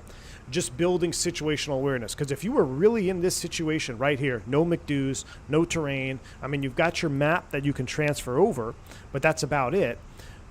You want to know, and if you don't have ATC, now that's unrealistic because you would have ATC in real life, build your situational awareness. What other tools do I have available to me in the cockpit right now to build my situational awareness with terrain?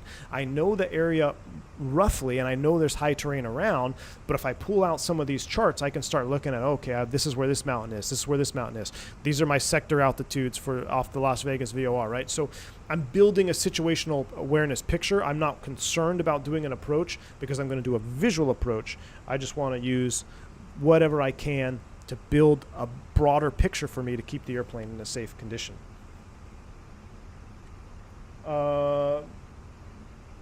Try full restart the APU. No, I've tried it multiple times.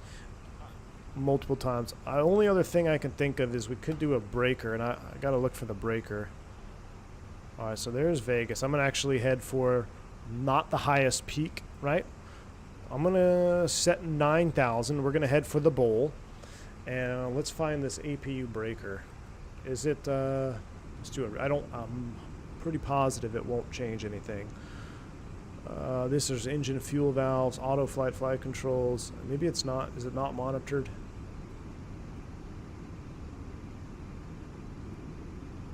So it's not there. I'll recheck, let's come back here. Fuel hydraulic, engine, FADEX, that's not APU, here we go. Let's try pulling these. Let's pull them all.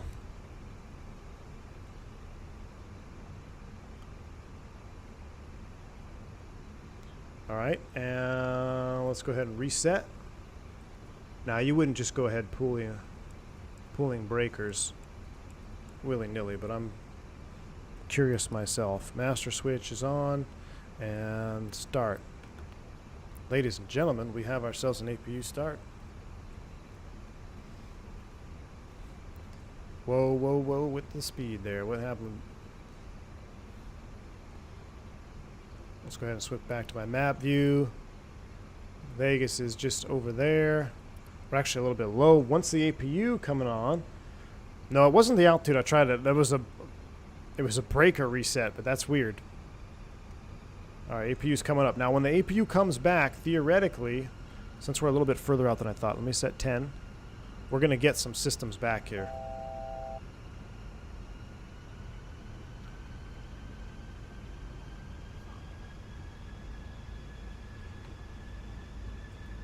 And we're at 10, so I don't know why it's...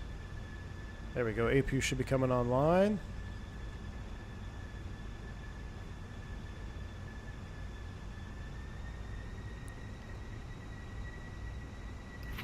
There we go. Ladies and gentlemen, we have power. Alright, so we're getting things back. Stand by. Remember, fly the airplane at this point. At this point, I'm going to go ahead and go flight directors off. Alright, electric Gen 1 fault. Off then on. We've already been through these procedures.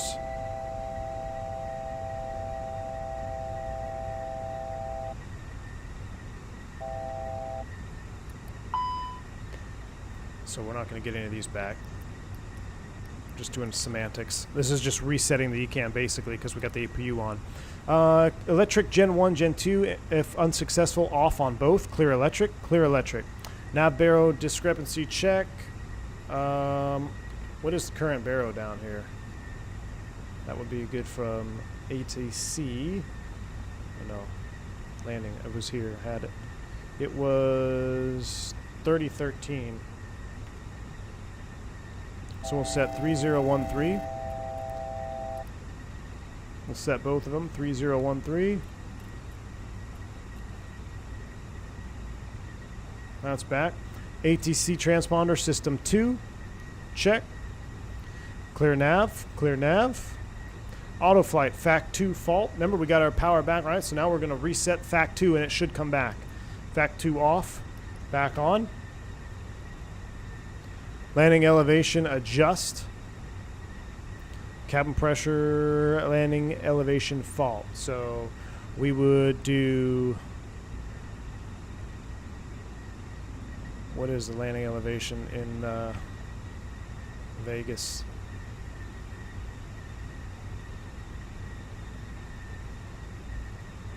How are we doing? 240 at 10,000, touchdown about 2,100 feet. So we will set 2,100.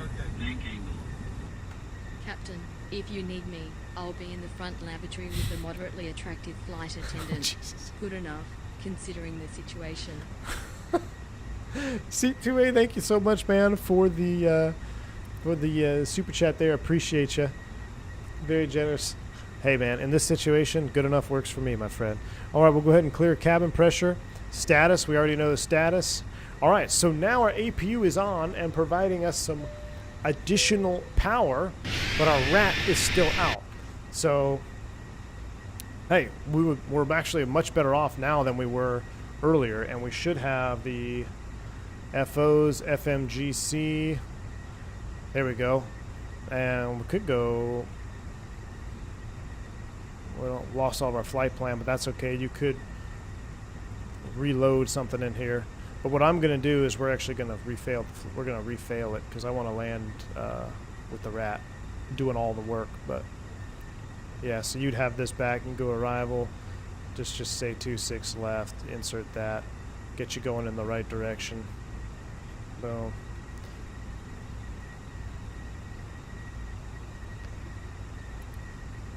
There you go. Ladies and gentlemen, we have our power back. 414 speed. There you go. All right, but Vegas is in sight. So let's say you're flying along like this, and you're like, all right, I got Vegas in sight. You're clear to land any runway. Emergency vehicles will be standing by. You're coming along, and this happens.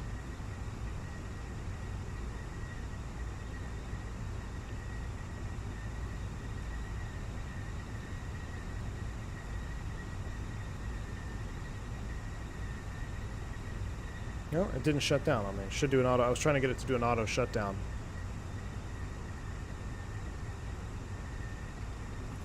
There we go. That'll do it. And just like that, APU is shut down. There's your fault light, and we are back to square one with the RAT providing all the power.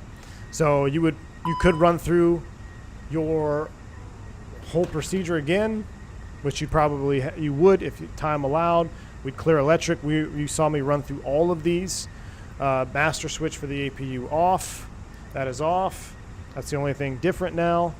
There's our APU EMR shutdown, and we are back to square one with just the min rat and nothing else. And no coffee. So there you go. That's what I wanted to show you, that you could get it back, and then we were going to fail it again. But right now the airport's in sight, so let's focus on landing this airplane. Let's look at runway conditions here. This is something I should have done when we were kind of just flying along there. As far as runways are concerned, the winds are calm. I want the longest available runway, which is going to be either 8 left or 26 right.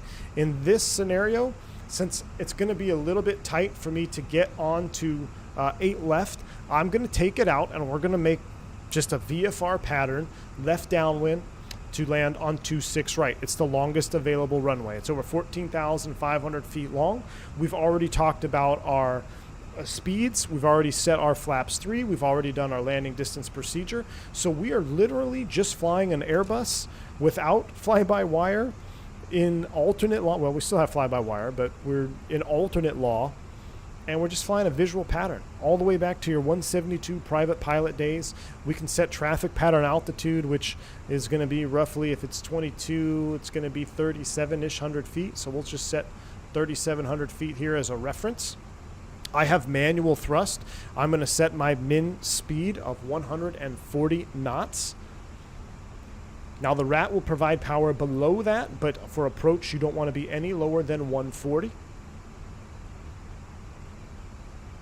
We've got 5.5 on the gas. We're looking good. We're 240 knots. The airport is in sight off our left. We've already noticed we've already let ATC know about our emergency, and all the trucks would be rolling, and we're good to go. So everything is set on the overhead.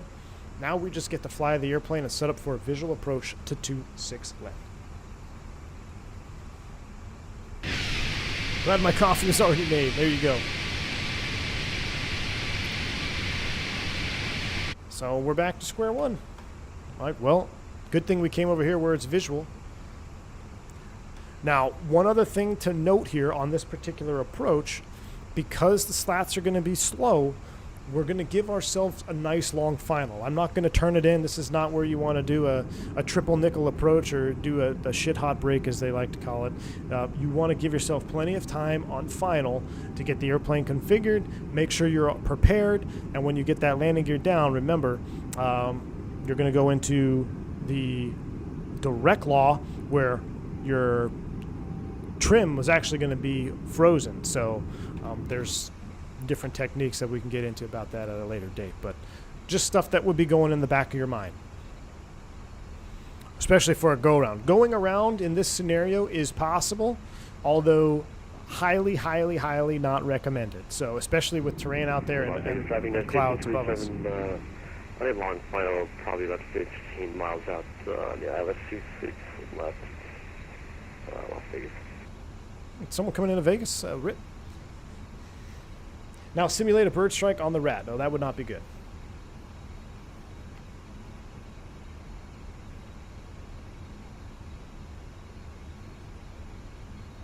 If you lost the rat right now, though, you would still, I mean, you would have enough, let me think of this mentally. If we lost the rat, we'd lose hydraulics. No, we wouldn't lose hydraulics because we still have our engines turning.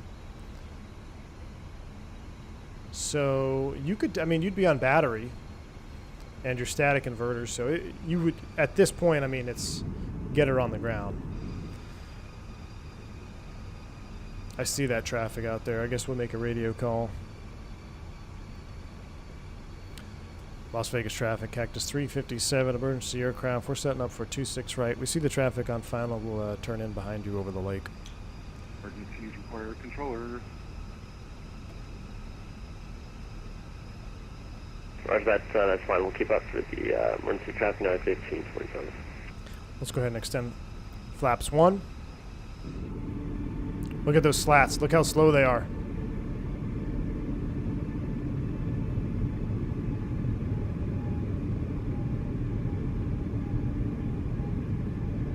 Look how slow those slats are. All right, so we're keep coming down. I'm gonna level here at 5,000 until we get out over the water here. don't want to get too low. Las Vegas traffic, got a 230.72 coming out from spot 8B, the Bravo to 1 right.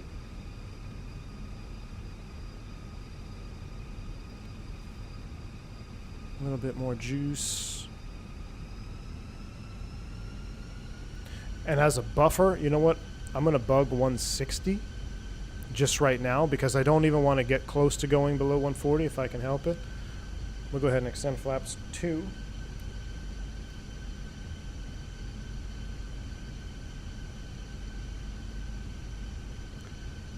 Emergency requires controller. Is that what he said? I was wondering who said something. I was like, eh.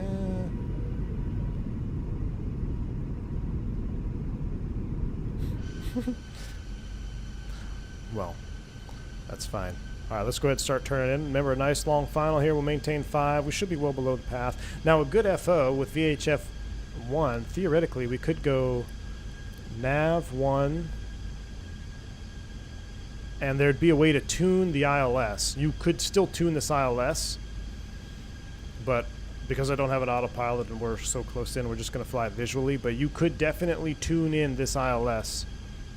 Matter of fact, because I loaded it in the box before it failed, that's not the proper one, IRL, but I think that's 26 left, not 26 right.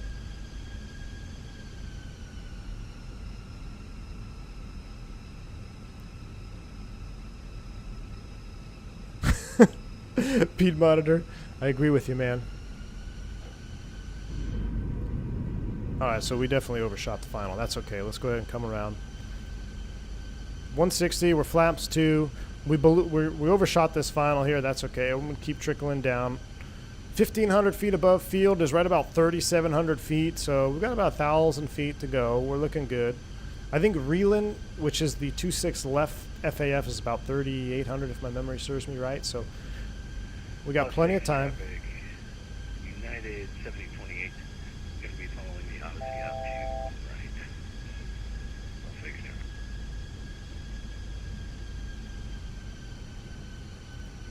Alright, I can see the beacon.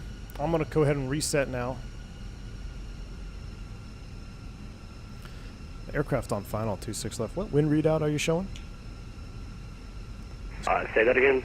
You got a winds aloft for me there on final? Wait, you talking about wind 1527? Yeah, I was trying to get a wind readout. See, because what I was trying to figure out is if he has a wind readout. I don't know what airplane he's in. That way, My bad, I couldn't hear that. No, Las Vegas traffic, 1527, short final, 26 left. I'm just trying to see if there was some crazy winds aloft, like maybe a crosswind, he could help me out, and then I could kind of put that into my calculation. But we're visual, we're fine. We're going to keep coming down now. 3,700 feet. We're 160. We're flaps 2. Remember, we only have one more notch of flaps to go. We're going to go flaps 3. We'll go ahead and get our Throttletek cam on, and I got to get flight recorder up as well. I kind of want to see this landing. Las Vegas traffic, X357, emergency aircraft on final 26 right in Vegas. Read the code of conduct. You can't call yourself an emergency without ATC online.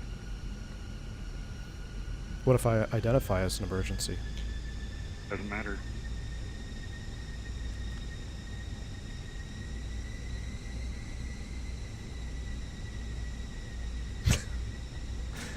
That's all right. We'll keep going.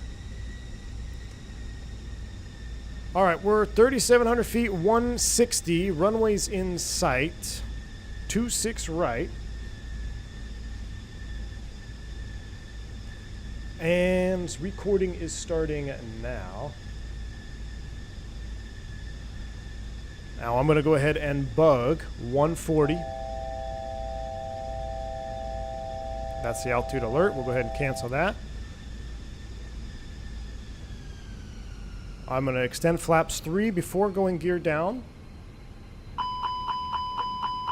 Actually, that's my mistake. I should have done gear down first. That's all right. Lower landing gear now. 140 on the speed. There we go. Landing gear down 3 grand. Look, now look how twitchy it is. You see that? See how twitchy it is? Just like the real airplane. Use man pitch trim, so I'm going to use man pitch trim here to maintain 140. I'm actually looking at our VLS down there, I'm going to give myself just a few extra knots here just to be on the safe. We got 13,000 feet. We're a little bit low, so let's power up. Vegas traffic 927 clear, 26 left, downwind taxi up Alpha, and take further section from there.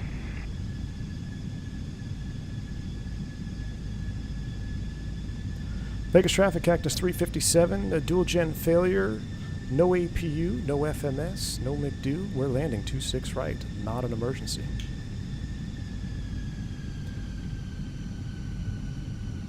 All this and he forgets to gear down? Yeah. Alright, we're a little bit low on the Pappies. There we go. There's our one right. Remember, on speed, a little bit twitchy. Now, full disclaimer, I've never actually flown the real 320 in direct law, but I've done it in the sim every time we do recurrent.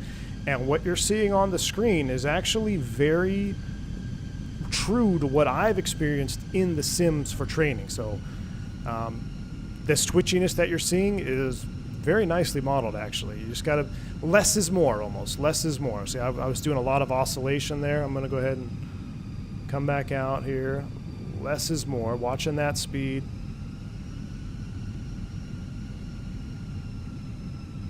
There you go. Try to settle down. I was getting a little too twitchy there. That's just pilot-induced twitchiness on my part. So there we go. Get her back stable.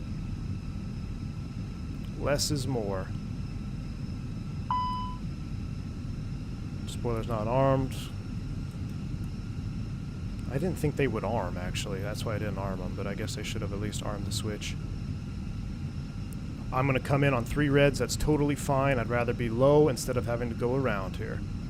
I got plenty of speed. Let's go ahead and start working it out. We're not going to have any call-outs. That's true to real life.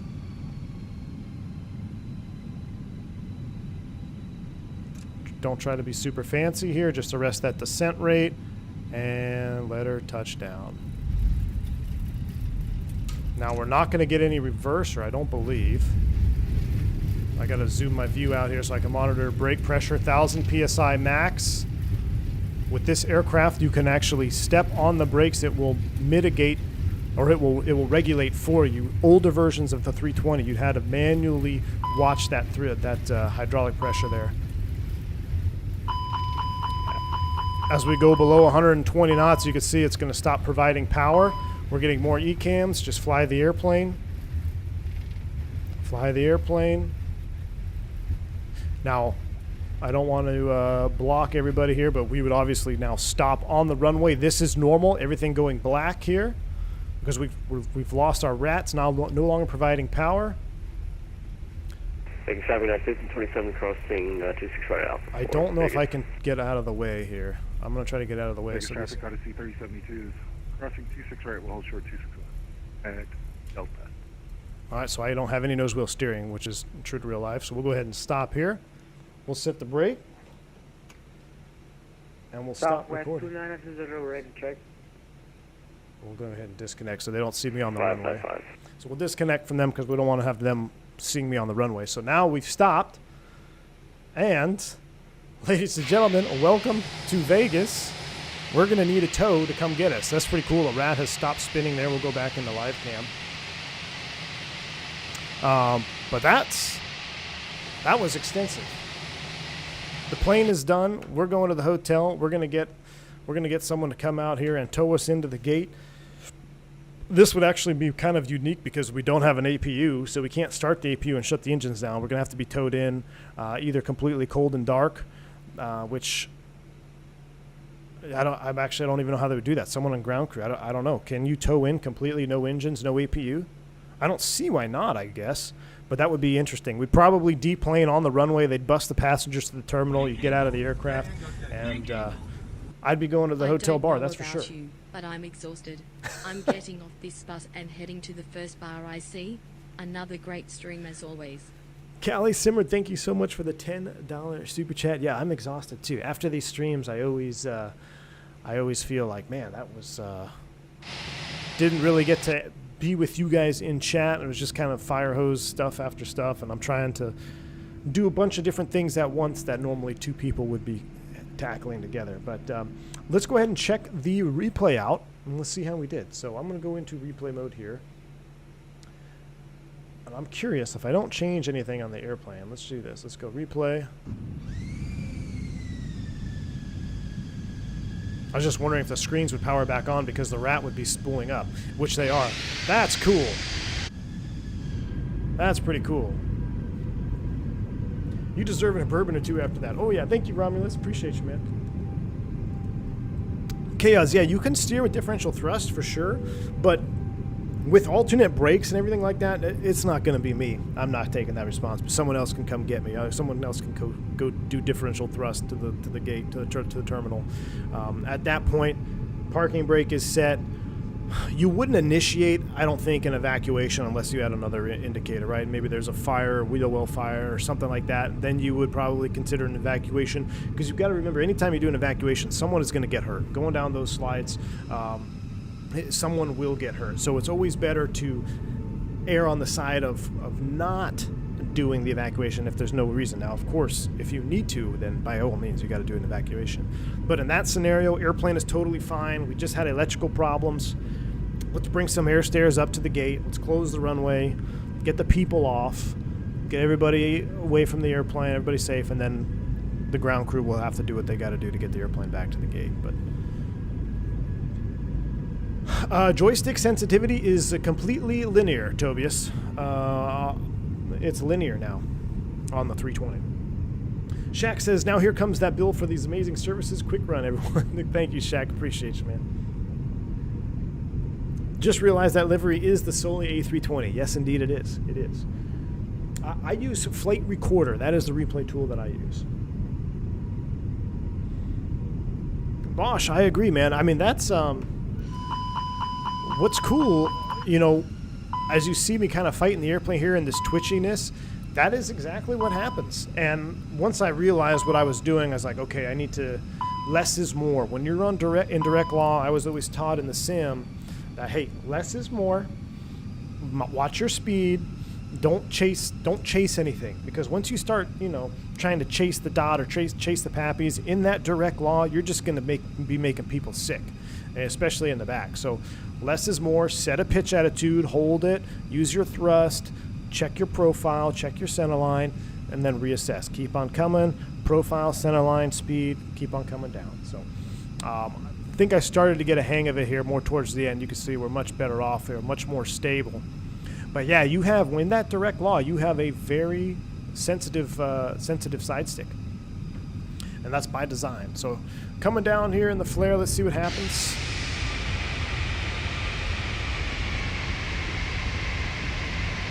Yes, I do, Quasimodo. So probably in real life, yeah, that's not bad at all. I'd take that landing, put her down.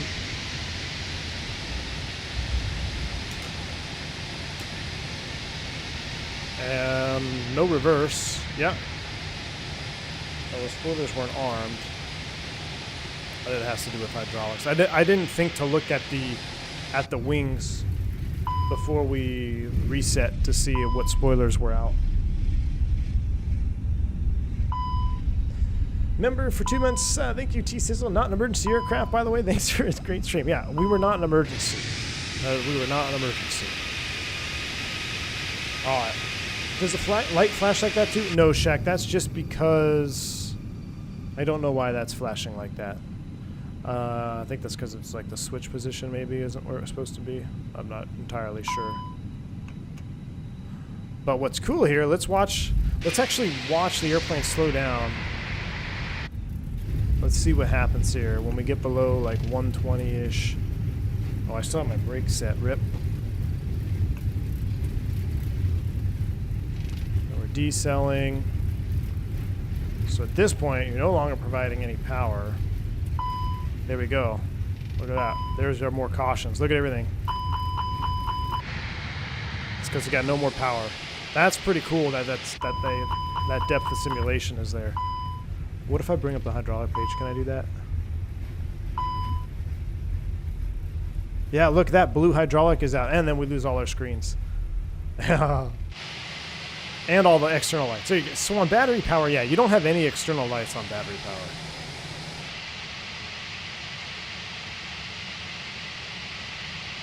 No worry, Muse Boy. Not a problem, man. Not a problem, man. That was a fantastic, not an emergency stream, indeed. Like, as we power up here, you'll see the rat spool up, and then the lights will come back on because it gets the power back. That's cool. See, there's my pitchiness. Getting used to it again.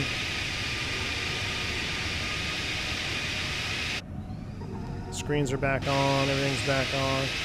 Cool deal. All right. Well, that seemed like a really short stream for me, but I've been talking nonstop for the last 2 hours. We've got to mix it up every now and then on the channel, right? Got to mix it up. Can't always just do A to B fun stuff. I will possibly, on the next members stream, what we might do is we might recreate fully, the best I can, my electrical emergency. Now, we did not land with the rat out in mind. We actually had the APU, which prevented that, but we still declared an emergency and we still diverted with the loss of generators and some flight control computers and all that. So I will try to recreate that one probably by myself first to see how the Fenix handles it. It's going to be kind of tricky, single pilot doing it, but that might be a good idea for a member stream. Anyway, with that said, we're going to wrap it up here. We'll let the sail get playing.